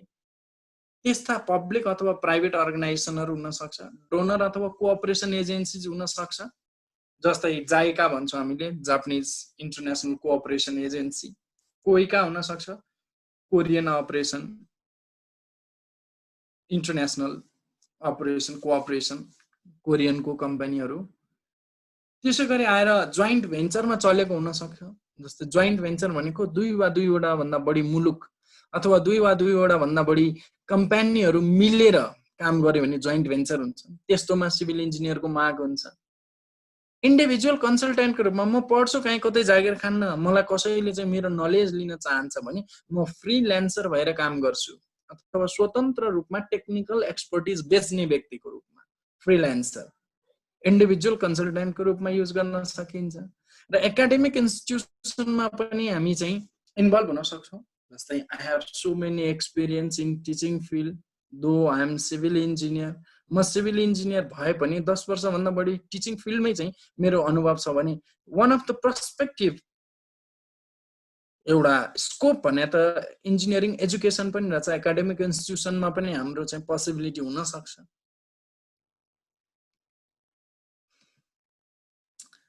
सो ड्युरिङ इमर्जेन्सी पिरियड जस्तै हामीले सुनिराख्यो होला कृष्णवीरको पहिरो आयो, जुरेको बाढीले पहिरोले चाहिँ नि गाउँ डुबानमा परेको थियो सिन्धुपाल्चोक जिल्लामा। त्यसै गरी आएर अर्थक्वेकको बेलामा चाहिँ नि इमर्जेन्सी हामीले ऱ्यापिड ड्यामेज एसेसमेन्ट भन्यौँ, घरहरू चाहिँ कतिको बिग्रेको छ चेक गर्न जाने, त्यस्तोमा सिभिल इन्जिनियरलाई खटाइएको थियो। त्यसै गरी अहिले पेन्डेमिक सिचुएसन छ, चाइनामा चाहिँ नि 2-3 दिन 72 घण्टा अथवा चाहिँ 4 दिन 48 घण्टा 96 घण्टा लगाएर चाहिँ उनीहरूले हस्पिटलहरू बनाइराखेको छ। नेपालको कन्टेक्स्टमा नि हेऱ्यो भने 1-2 हप्ता लगाएर स्मल टेम्पोररी टाइपका क्वारेन्टिनहरू बनाइराखेको छ। त्यो सबै बनाउनको लागि सिभिल इन्जिनियरको नलेज त चाहियो।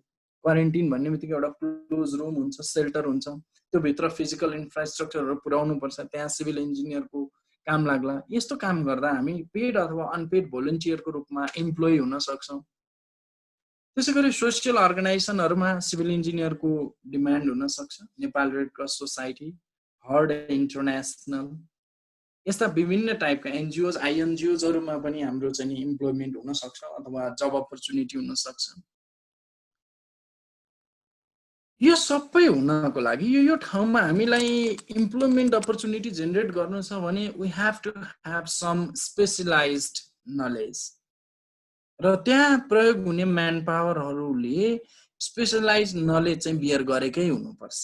त्यो स्पेशलाइज नलेज भनेको ब्याचलर लेभलको कोर्सले मात्र पुग्दैन, मास्टर्स लेभलको पनि चाहिन्छ, पिएचडी लेभलको रिसर्च ओरिएन्टेड हामीसँग चाहिँ नि जुन पोस्ट डक्टरल अथवा पिएचडी लेभल अथवा मास्टर्स लेभलका कोर्सहरू कन्डक्ट गरेपछि मात्रै त्यो स्पेशलाइज नलेज हामीले कभर गर्न सक्छौँ। त्यसो भए त्यो स्पेशलाइज नलेज कसले दिन्छ त? भोलिको दिनमा हाम्रो ब्याचलर्स लेभल सकेपछि के हुन्छ त भन्ने क्वेसनमा सिभिल इन्जिनियरिङै पढेर आएको विद्यार्थीलाई त्रिभुवन विश्वविद्यालय पायोनियर एजुकेसनल इन्स्टिट्युट भएको हुनाले गर्दा पुल्चोक क्याम्पस, पश्चिमाञ्चल क्याम्पस, थापाथली क्याम्पस र धरानका 4वटा क्याम्पस मिलेर 12वटा डिफरेन्ट मास्टर्स प्रोग्रामहरू लन्च गरेका छ सिभिल इन्जिनियरको लागि, जहाँ वाटर रिसोर्स, पानीको विज्ञ भन्छौँ हामी, हाइड्रोलोजिस्ट, हाइड्रो पावर, इन्भाइरोमेन्टलिस्ट, इन्भाइरोमेन्ट वातावरण विज्ञ, जियो टेक्निकल, माटो अथवा भूगर्भसँग सम्बन्धित, ट्रान्सपोर्टेसन यातायातको, रोड रेलवे, आजभोलि हामीले रेलवे डिपार्टमेन्ट छुट्टै बनाउने, त्यो रेलवे डिपार्टमेन्टबाट रेलवे ट्र्याकहरू चाहिँ सम्भाव्यता अध्ययन गर्ने भन्छौँ, त्यसको लागि ट्रान्सपोर्टेसन, वाटरवेजको ट्रान्सपोर्टेसन, हामी चाहिँ कोशी नदीमा चाहिँ नि पानी जहाज चलाउने परिकल्पना गर्दैछौँ, that also belongs to the transportation as well as water resource engineering, disaster engineering, construction management, earthquake engineering, infrastructure, rural infrastructure engineering and management, rock and tunnel engineering, land and water engineering, यस्ता different मास्टर्सका specific प्रोग्राममा civil engineer degree प्राप्त गरेका विद्यार्थीले enrolment लिएर आफ्नो क्षेत्र अथवा आफ्नो चाहिँ इन्ट्रेस्ट अनुसारको चाहिँ सब्जेक्ट चुज गर्न पाइन्छ र त्यो विज्ञता हासिल गर्नको लागि यो भर्ना आवश्यक छ। ब्याचलर्स मात्रै पढेर आजको कम्पिटेन्ट वर्ल्डमा सिभिल इन्जिनियर कम्प्लिटनेस हुँदैन। त्यो कम्प्लिटनेस लिएर आउनको लागि यो मास्टर्स प्रोग्रामहरू टार्गेट गरिराखेका छ। त्यसै गरी अहिले त पूर्वाञ्चल विश्वविद्यालयमा पनि मास्टर्स प्रोग्राम छ, engineering management, construction management, Pokhara विश्वविद्यालयमा interdisciplinary water resource and management भन्ने छ, पूर्वाञ्चल युनिभर्सिटीमा अर्थक्वेक इन्जिनियरिङ पनि छ। त्यसै गरी मध्यपश्चिम विश्वविद्यालयमा कन्स्ट्रक्सन म्यानेजमेन्टको मास्टर्स डिग्रीको पढाइ सुरु भइसक्यो। अब हामी ब्याचलर लेभलबाट एक लेभल माथि गइसकेका छौँ र पुल्चोक इन्जिनियरिङ क्याम्पसभित्र त हामीले पिएचडी लेभलको कोर्स पनि गर्न पाउँछौँ। नेपालको एक मात्र एकाडेमिक इन्स्टिट्युसन हो जहाँ पिएचडी लेभलको पढाइ हुन्छ इन्जिनियरिङमा।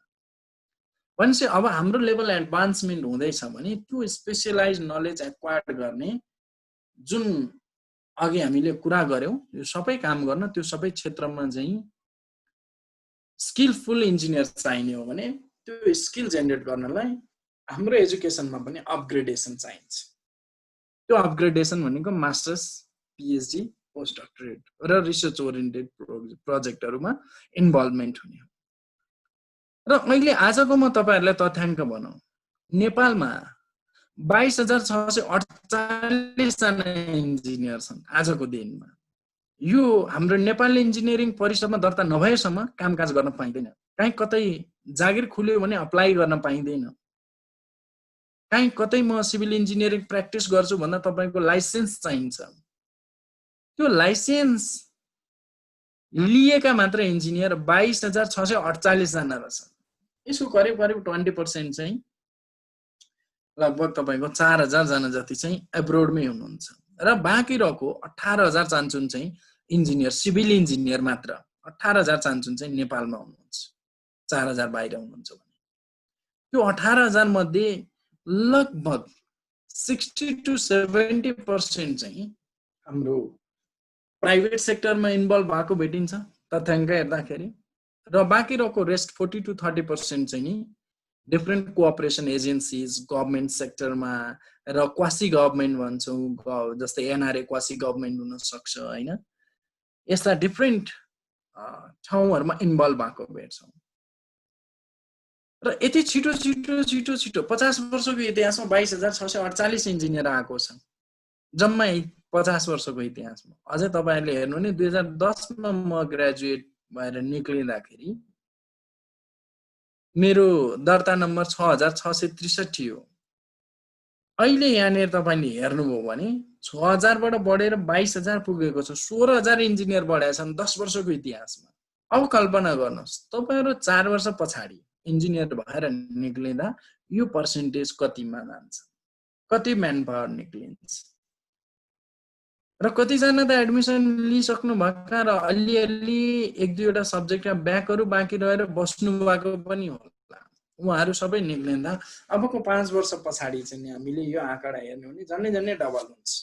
धेरै हुन्छ भन्न खोजेको होइन, तै पनि अभाव छ हामीलाई, किनभने यो स्पेशलाइज नलेज बियर गर्नको लागि यी 22,648 जना इन्जिनियरको महत्त्वपूर्ण भूमिका छ। किनभने हाम्रो नेपालले के गरेको छ भने मेगा सिभिल इन्जिनियरिङ प्रोजेक्टहरु डिफाइन गरिसकेका छ। राष्ट्रिय गौरवका आयोजना भन्छौँ हामीले, जस्तै काठमाडौँदेखिबाट तराई जोड्ने एक्सप्रेसवे, धेरैजनाले सुन्नुभयो होला, काठमाडौँ निजगढ फास्ट ट्र्याक भन्छौँ हामीले, जुन 76.4 किलोमिटरको डिस्टेन्स छ, झन्नै 175.19 नेपाली बिलियन रुपैयाँ 2024 भित्रमा एडी भित्रमा कम्प्लिट गरिसक्ने भनेको छ। यो कन्स्ट्रक्सन गर्न सिभिल इन्जिनियरको डिमान्ड हुँदैन। अहिले त बल्ल ट्र्याक खुलेको छ, त्यसमा हामीले ब्ल्याक टप बनाउनु पर्छ, ड्रेन बनाउनु पर्छ, ब्रिज बनाउनु पर्छ, त्यसमा स्ट्रीट लाइट राख्नु पर्छ। So many works have to be done. त्यसले त्यहाँ कति इन्जिनियर एक्सप्लोइट हुन्छ होला 2024 सम्ममा। निजगढ इन्टरनेशनल एयरपोर्टको कुरा गरेका छौँ हामीले। एक वर्षमा 60 मिलियन प्यासेन्जरलाई चाहिँ हामीले चाहिँ आवत जावत गराउनु पर्छ त्यो एयरपोर्टबाट भनेका छौँ, अन्तर्राष्ट्रिय विमानस्थलको कल्पना गर्दा। यो बनाउनको लागि कति म्यान पावरको आवश्यकता पर्छ होला। त्यसैगरी यो रोडको एयरपोर्टको कुरा छोडेर हाइड्रो पावरतिर आइयो भने अप्पर तामाकोशी बनाउने भनिराखेका छौँ, बन्दैछ। 456 मेगावाटको कुरा गरिराखेका छौँ अन्डर द कन्स्ट्रक्सन वर्क। कति इन्जिनियर इन्भल्भ भइराख्नु भएको छ, अझै कति चाहिन्छ। मेलम्ची खानेपानी आयोजनाको कुरा गरेका छौँ हामीले। एक दिनमा 170 मिलियन लिटर चाहिँ खानेपानी काठमाडौँ भित्र चाहिँ लिएर आउनु पर्छ, काठमाडौँवासीको घर घरमा पुर्याउनु पर्छ भनेका छौँ। त्यो लिएर आउनलाई अझै पनि still 20 to 30% work is remaining. त्यहाँ कतिवटा इन्जिनियर एक्सप्लोइट गर्न सकिन्छ, युज गर्न सकिन्छ। त्यसै गरी आएर वाक्जिन सिमेन्ट नेपालमै जोइन्ट भेन्चरबाट नेपाली र चाइनिजहरुबाट मिलेर फरेन डाइरेक्ट इन्भेस्टमेन्ट भन्छौँ हामी त्यसलाई, एफडीआई भन्ने टर्मिनोलोजी मैले यहाँ युज गरेँ। विदेशीको प्रत्यक्ष लगानी, यो एफडीआई आउनु भनेको बिप्पा सम्झौता जुन भयो त्यो बिप्पा सम्झौता जस्तै गरी चाइनिजहरुसँग गरिने फरेन डाइरेक्ट इन्भेस्टमेन्टको पोलिसी अन्तर्गत 140 मिलियन अमेरिकी डलर प्रयोग गरेर एक दिनमा 3000 टन सिमेन्ट पहिलो चरणमा उत्पादन गर्ने लक्ष्य राखेको छ।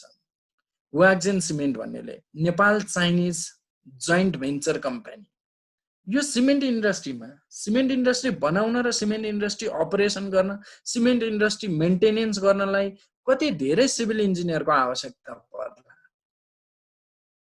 त्यसैगरी अहिले रानी झरना कुलरिया इरिगेसन प्रोजेक्ट भनेर भन्छौँ हामीले, यो 27.7 नेपाली बिलियन रुपिसको चाहिँ नि इरिगेसनको प्रोजेक्ट हो, जहाँ 38,300 हेक्टर जमिन चाहिँ नि सिंचित गर्ने कल्पना गरेका छौँ। त्यो सिंचाइ गर्नको लागि सिभिल इन्जिनियरको आवश्यकता पर्दैन, ड्रेनेज क्यानल बनाउनु पर्दैन, त्यो नदीमा चाहिँ नि हामीले चाहिँ नि हेडवेहरू बनाउनु पर्दैन, हेडवर्कहरू बनाउनु पर्दैन। त्यसो त्यो सबै बनाउन कति इन्जिनियर एक्सप्लोइट होला अझै? यो त 2022-23 मा कम्प्लिट गर्ने लक्ष्य राखेको छ। अझै 3 वर्षभित्रमा कति धेरै इन्जिनियर त्यहाँनिर एक्सप्लोइट हुन्छ। त्यसो गरी आएर very Babai diversion multipurpose project भनेर सुनिराखेका छौँ हामीले, जसले सिंचाइ पनि गरोस्, इलेक्ट्रिसिटी पनि जेनेरेट गरोस्। यसले 51,000 हेक्टर जमिनलाई चाहिँ नि 12.2 किलोमिटर लामो टनेल बनाएर 33.19 बिलियन नेपाली रुपिस खर्च गरेर भेरी बबाई डाइभर्सन आयोजना कम्प्लिट गर्ने कल्पना गरेका छौँ। यो डाइभर्सन वर्कको लागि पनि so many people need to be engaged as a civil engineer. त्यसो भए engaging as civil engineer in this project seems to be more challenging. यस्ता कामहरूमा हामी गएर इन्भल्भ हुनु भनेको आफैमा च्यालेन्ज हो वास्तवमा। कारण के रहेछ त? च्यालेन्जिङ हुनुको रिजन के रहेछ त भन्दा यो त भेराइटी अफ वर्क हो। हामीले ब्याचलर्स डिग्रीको मात्र कोर्स गरेका छौँ, पानीमा पनि विज्ञ होइन, रोडमा पनि विज्ञ होइन। त्यसो भए हामीमा च्यालेन्जिङ छ। त्यो च्यालेन्जिङ भएको हुनाले गर्दाखेरि हामीले च्यालेन्जिङ सँगसँगै यो जबबाट कन्ट्रीलाई कति कन्ट्रिब्युट गर्छौँ त भनेर एउटा तथ्याङ्क यहाँनिर हेऱ्यौँ भने यो ब्लू कलरले देखेको जति सबै चाहिँ कृषिबाट देशको अर्थतन्त्रलाई धानिएको देखाउँछ। यो अलिकति ब्ल्याक कलरले जुन देखेको छ यो उद्योग क्षेत्रले अथवा इन्डस्ट्रीले कति धानेको छ देशको अर्थतन्त्र भनेर देखाउँछ। कृषिको तुलनामा उद्योगको अर्थतन्त्र एकदमै कमजोर देखिएको छ। बरु सर्भिस सेक्टरको धेरै छ। यो फिक्का कलरको जुन देखेको छ सबैभन्दा माथिको लाइनमा, यो फिक्का कलरको अथवा लाइट कलरको सेड जुन देखेको छ यो सेड सर्भिस क्षेत्रले देशको अर्थतन्त्र धानेको छ। अब यहाँ मैले जोड्न खोजेको उद्योग, हामी जुन सिभिल इन्जिनियरिङको कुरा गर्छौँ यो कन्स्ट्रक्सन इन्डस्ट्री भित्र पर्छ, निर्माण उद्योग भित्र पर्छ। त्यो निर्माण उद्योगमा यो उद्योग भित्रको पनि निर्माण उद्योगमा गएर हाम्रो कन्ट्रिब्युसन यहाँनिर खोज्ने हो भने यस्तो डाटा भेटिँदो रहेछ। 2010 देखिबाट 2018 सम्म आउँदाखेरि कन्स्ट्रक्सन हेर्नुस् त, Nepal GDP from reconstruction project, यो कन्स्ट्रक्सन प्रोजेक्टमा हेर्दै भने जहिले बढेको छ। भूपिन देखिन्छ? यो क्लियर छ? डाटा क्लियर छ सर, देखिरहेछ। तर 2015 मा आएर बीचमा ग्याप छ। सधैँ बढेको ठाउँमा 2015 मा घटेको छ। रिजन थाहा पाउनु भयो होला। The reason is devastating earthquake. जुन बेलामा अर्थक्वेक आयो 2015 अप्रिलमा, त्यो बेलामा कन्स्ट्रक्सन भएन, रिकन्स्ट्रक्सन मात्रै भयो। And this data does not include the reconstruction project. हाम्रो most of the fund has been disbursed for the reconstruction work. नत्र यो एउटा डाटालाई छोप्ने हो भने सधैँभरि कन्स्ट्रक्सन इन्डस्ट्रीको जीडीपीमा कन्ट्रिब्युसन सधैँ बढेकै छ, एप्रिसिएबल अमाउन्टमा बढेको छ। त्यसो भए कन्स्ट्रक्सन इन्डस्ट्रीले जहिले पनि जीडीपी ग्रोथ गरिराखेको छ भने त्यो कन्स्ट्रक्सन इन्डस्ट्रीले सिभिल इन्जिनियरको डिमान्ड पनि त धेरै गर्छ नि। बिना मान्छे, बिना पुँजी, बिना समय कुनै प्रोजेक्ट कन्डक्ट गर्न सकिएला र? म्यान, मनी, मेसिन, मेटेरियल त अलवेज नेसेसरी एज अ रिसोर्सको रूपमा, स्रोतको रूपमा त सधैँ आवश्यक पर्छ। त्यो कारणले गर्दा जसरी यो ग्राफ बढेको देखिन्छ त्यसै गरी सिभिल इन्जिनियरको डिमान्ड पनि बढेको छ भनेर क्ल्यारिफाई गर्न सकिन्छ। अब प्रब्लम के छ त? सिभिल इन्जिनियरको डिमान्ड छ, अब सिभिल इन्जिनियरिङ पढिहाल्ने भन्नुभन्दा पनि अब अन्तिममा मैले के भनिदिनु पर्छ तपाईहरुलाई भने यसका फाइदा के छन्, बेफाइदा के छन्। What are the pros and cons, advantages and disadvantages?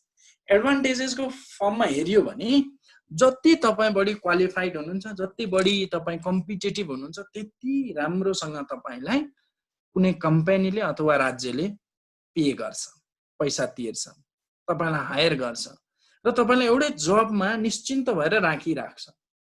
जब तपाईँको जब सेक्युर छ, जब तपाईँलाई राम्रो स्यालेरी दिन्छ भने तपाईँ सेटिस्फाइड हुनुहुन्छ। यो एउटा सबल पक्ष हो सिभिल इन्जिनियरिङको।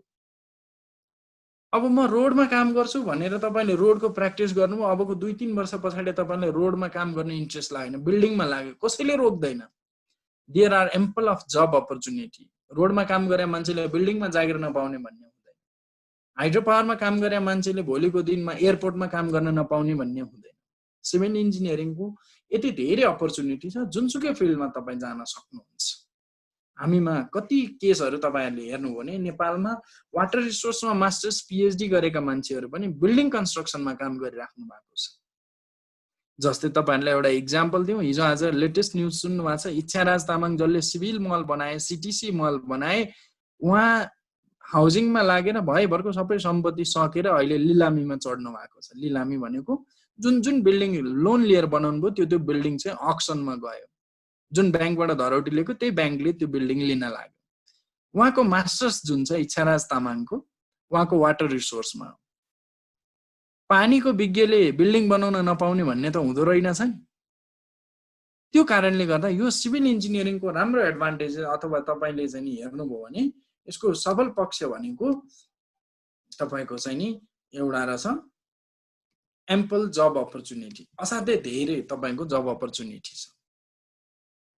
त्यसै गरी आएर opportunity to be a part of a project. तपाईँलाई गर्व लाग्छ नि, यो रोड सुपरभिजन मैले गरेको, यो बिल्डिङको नक्सा मैले बनाइदिएको। त्यसै गरी आएर यो ठाउँको बाटो खन्ने बेलामा यसको सर्वे गर्न म आएको थिएँ मेसिन इक्विपमेन्ट बोकेर। तपाईँलाई गर्व लाग्छ नि। सो एडभान्टेजेस पनि त्यही हो। सिभिल इन्जिनियर हुनु भनेको तपाईँले जुन काम एसोसिएटेड भएर प्रोजेक्टमा गरिराख्नु भएको छ त्यो एसोसिएटेड भएको ठाउँमा तपाईँलाई प्राइड हुन्छ र great opportunity to help the government. सरकारलाई अथवा राज्यलाई अथवा तपाईँले देशलाई के दिनुभयो भन्दाखेरि एज अ सिभिल इन्जिनियर भएर गभर्मेन्ट सर्भिस होल्डर भएर सरकारलाई तपाईँले सहयोग गर्न सक्नुहुन्छ। यो सबैभन्दा ठुलो अपर्च्युनिटी हो। हामी जस्तो अन्डर डेभलप कन्ट्रीलाई सबभन्दा ठुलो प्रिभिलेज भनेको अब बन्ने जति पनि भौतिक पूर्वाधारहरू छ ती पूर्वाधारहरूमा हाम्रो प्रत्यक्ष संलग्नता भयो भने राज्यलाई फाइदा छ, अथवा राज्यको लागि तपाईँले केही दिन पाउनु भयो, यो बेनिफिट हो सिभिल इन्जिनियर भएर। And demand of civil engineer always remains high. जहिले पनि सिभिल इन्जिनियरिङको डिमान्ड चाहिँ हाई हुन्छ, तपाईँले अनुभव गर्न सक्नुहुन्छ। 1 कोठाको घर भएको मान्छेलाई 2 कोठाको घर आवश्यक छ। 6 फिट 7 फिट वाइड भएको गोरेटो बाटो बढाएर 10 फिट मोटरेबल बाटो बनाउन मन छ। हिजो 4 घण्टा लोड सेडिङ 8 घण्टा लोड सेडिङ हुँदा लोड सेडिङ कसरी घटाउने भनेर हाइड्रो पावर बढी विकास गरियो। हिजोको दिनमा चाहिँ नि 1 कट्ठा जमिनमा चाहिँ नि सिंचाइ हुन्थ्यो, आज पुरा गाउँलाई सिंचाइ बनाउन मन लाग्छ। त्यसो भए हाम्रो डिमान्ड त एभर इन्क्रिजिङ छ। हामी हिजो भन्दा आज कमजोर अवस्थाले बस्न चाहदैनौँ। हिजो भन्दा आज बढी हामी well developed and well established and well organised फर्ममा बस्न चाहन्छौँ। त्यसो भए एभर इन्क्रिजिङ हो सिभिल इन्जिनियरको डिमान्ड, जसको कारणले गर्दा तपाईँले प्याकेजमै पेमेन्ट गर्छ। नक्सा बनाइदेऊ, घरको सुपरभिजन गरिदेऊ, म 2टै बराबरको पैसा एकै पटक दिन्छु। जति बढी डिमान्ड हुन्छ त्यति बढी तपाईँले चाहिँ रिटर्न पाउनुहुन्छ। त्यसपछि सधैँ डिमान्ड छ भने तपाईँको रिटर्न पनि हाई हुन सक्छ। अब चलायमानको हिसाबले हेर्नु हो भने अधिकांश, जस्तै डाक्टरको कुरा गर्नुभयो भने एउटा रोगीलाई निको पार्ने काम गर्छ, एउटा रोगी अर्को रोगी हुँदै गाउँलाई निको पार्न सक्छ भने एउटा इन्जिनियरलाई हेर्नु भने एउटा गाउँ अर्को गाउँ हुँदै विकास गर्दा गर्दा गर्दा होल नेसनलाई विकास गर्न सक्छ। त्यसो भएर मेजर फिगर जो छ कुनै एउटा समुदायको अथवा चाहिँ नि सोसाइटीको अथवा कुनै राज्यको अथवा कुनै वर्ल्डको हामीले चाहिँ कुना काप्चाको विकास गर्ने कुरा गर्छौँ, कुनै पनि विश्वको कुनै कुना काप्चाको विकास गर्ने कुरा गर्छौँ भने त्यहाँ मेजर फिगर चाहिँ सिभिल इन्जिनियर हुन्छ। ऊ बिना सम्भव छैन। त्यसो opportunity of travel to different locations and work on the different sites, तपाईँ अरू प्रोफेसन जस्तो यहीँ बसेर, जस्तै एउटा ब्याङ्कको तपाईँले इक्जाम्पल लिनुभयो, अथवा चाहिँ एउटा इलेक्ट्रिकल इन्जिनियरको कुरा गर्नुभयो, एउटा कम्प्युटर इन्जिनियरको कुरा गर्नुभयो भने मोस्ट अफ द टाइम एउटा इलेक्ट्रिकल इन्जिनियरले आफ्नै ठाउँमा बसेर ड्रइङ बनाउन सक्छ इलेक्ट्रिकल वायरिङ। तर एउटा सिभिल इन्जिनियरले घरको नक्सा बनाउनु पर्यो भने त्यो जमिन कति छ, कुन दिशामा फर्किएको छ, कति फिट बाटो छ, त्यो सबै त त्यो ठाउँमै पुग्नुपर्छ नि। त्यसो भएको कारणले गर्दा एउटा एडभान्टेजेस भने के हो भने तपाईँले जुन ठाउँको लागि संरचना बनाउनुहुन्छ त्यो ठाउँमा पुग्नै पर्छ। Your feasible accessibility is must, त्यहाँ फिजिकल प्रेजेन्स हुनै पर्यो। त्यसो भए नयाँ नयाँ ठाउँमा जान पाउने, नयाँ नयाँ लोकेसनमा गएर तपाईँले चाहिँ नि घुम्न पाउने, नयाँ नयाँ साइटमा गएर चाहिँ अनुभव बटुल्न पाउने, यो पनि त एडभान्टेजेस हो नि सिभिल इन्जिनियर हुनु। त्यसै गरी आएर नेगेटिभ पक्ष पनि छन्, सधैँ राम्रो मात्र भन्ने हुँदैन। सिभिल इन्जिनियरिङभित्र डिसएडभान्टेजेस पनि छन्। अब 10 देखि 4 को ड्युटी गर्छु भनेर सम्भव छैन। जस्तै भेरी बबै डाइभर्सनको मैले अहिले इक्जाम्पल लिएँ, 24 आवर्समा मोर देन 18 आवर्स यो अपरेसन हुन्छ। त्रिभुवन अन्तर्राष्ट्रिय विमानस्थल तपाईँले यो लकडाउन पिरियड भन्दा अगाडि हेर्नु भएको भए दिनको 18 घण्टादेखि 22 घण्टासम्म चल्थ्यो। त्यहाँ खटिने सिभिल इन्जिनियर 22 घण्टा स्ट्यान्ड बाई बस्नुपर्छ। एउटै इन्जिनियर 22 घण्टा बस्ने भनेको होइन, एउटा 8 घण्टा बस्छ, अर्को 8 घण्टा बस्छ, अर्को 6 घण्टा बस्ला। त्यसो भए यो 8-8-6 गरेर 3 सिफ्टमा बस्ने हो भने सिभिल इन्जिनियरको एउटा स्पेसिफिक टाइम चाहिँ हुँदैन है। जस्तो अन कल ड्युटी हुन्छ डक्टरहरूको, त्यस्तै सिभिल इन्जिनियरको पनि अन कल ड्युटी हुन सक्छ। र रेजिडेन्ट इन्जिनियरहरू हुन सक्छ, जस्तै चमेली हाइड्रो पावरमा, चिलिमी हाइड्रो पावरमा जो साइट इन्जिनियर भएर जानुहुन्छ साथीहरू, उहाँहरू दिन रातै त्यही साइटमा बस्ने हो। जतिखेर साइटमा अप्ठ्यारो पर्छ त्यतिखेर पुग्नुपर्छ, 11-12 बजे राति भन्न मिल्दैन। र प्रोजेक्टहरू जहिले पनि च्यालेन्जिङ हुन्छ, किनभने प्रोजेक्ट आफैमा युनिक हुन्छ।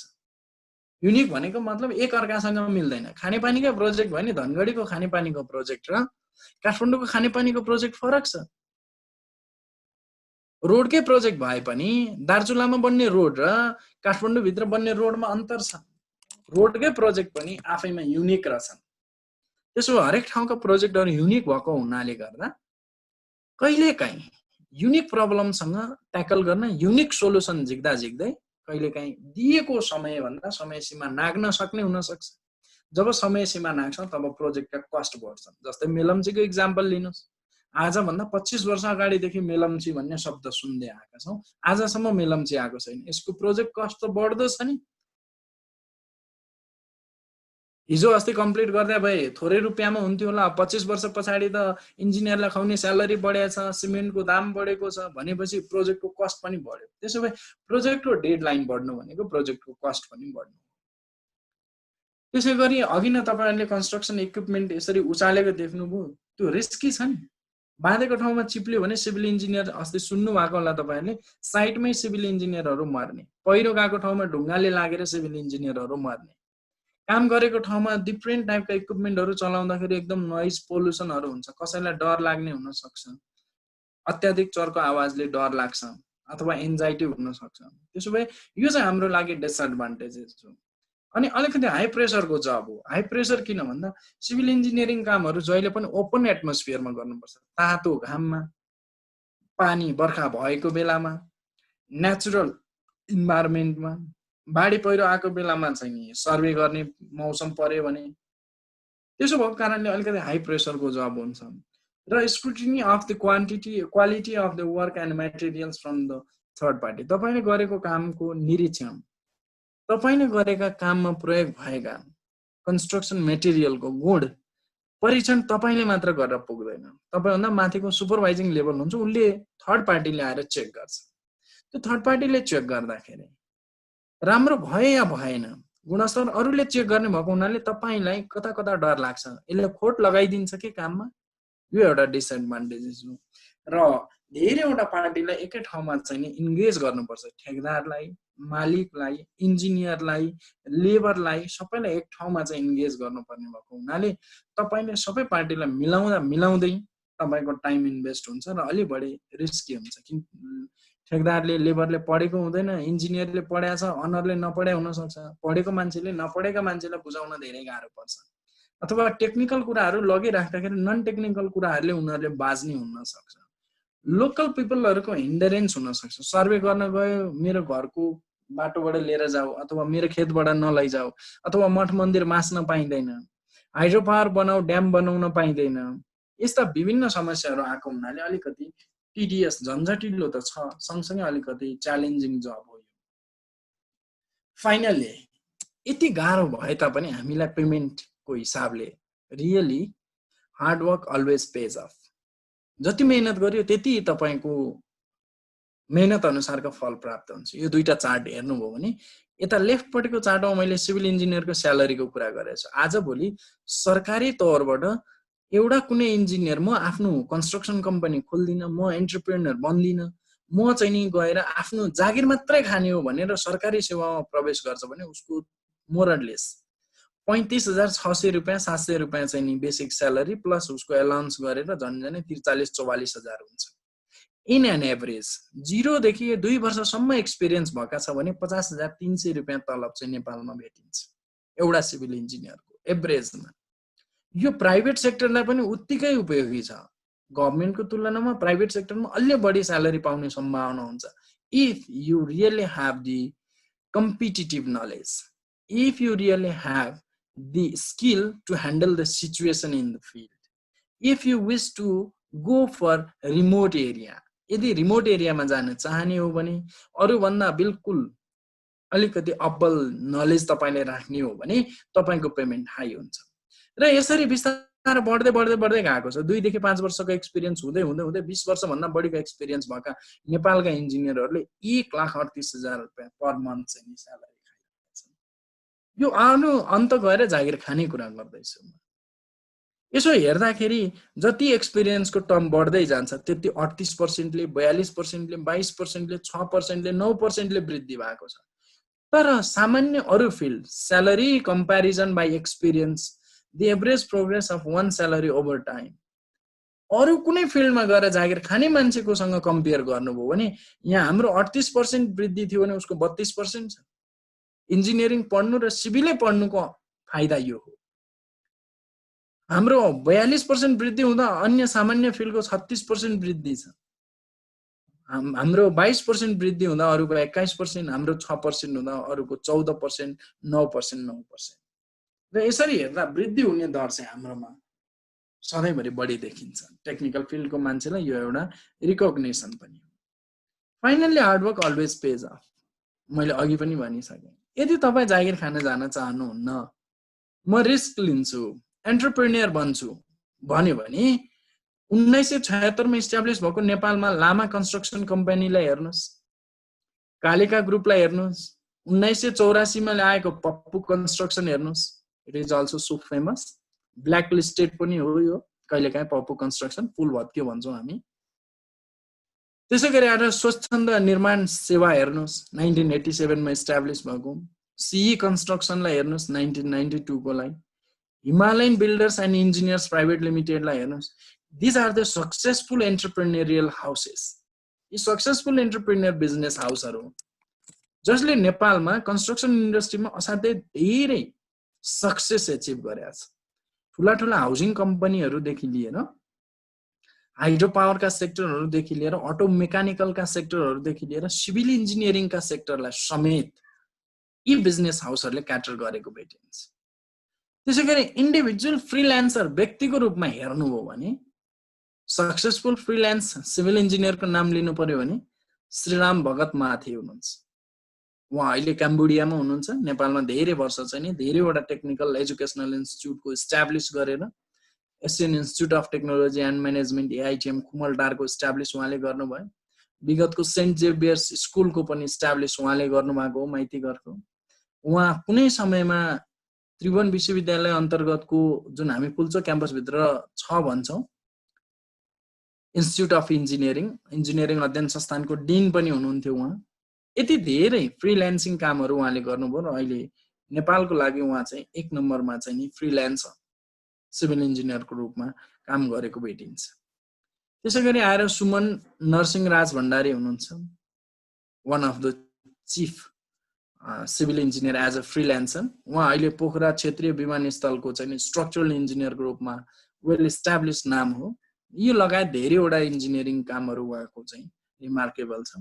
गोविन्द केसी कुलेखानी थर्ड जुन प्रोजेक्ट अहिले भर्खर अपरेसनमा आएको छ, त्यो कुलेखानी थर्डको प्रोजेक्ट म्यानेजर हुनुहुन्थ्यो, इन्डिपेन्डेन्ट म्यानेजर।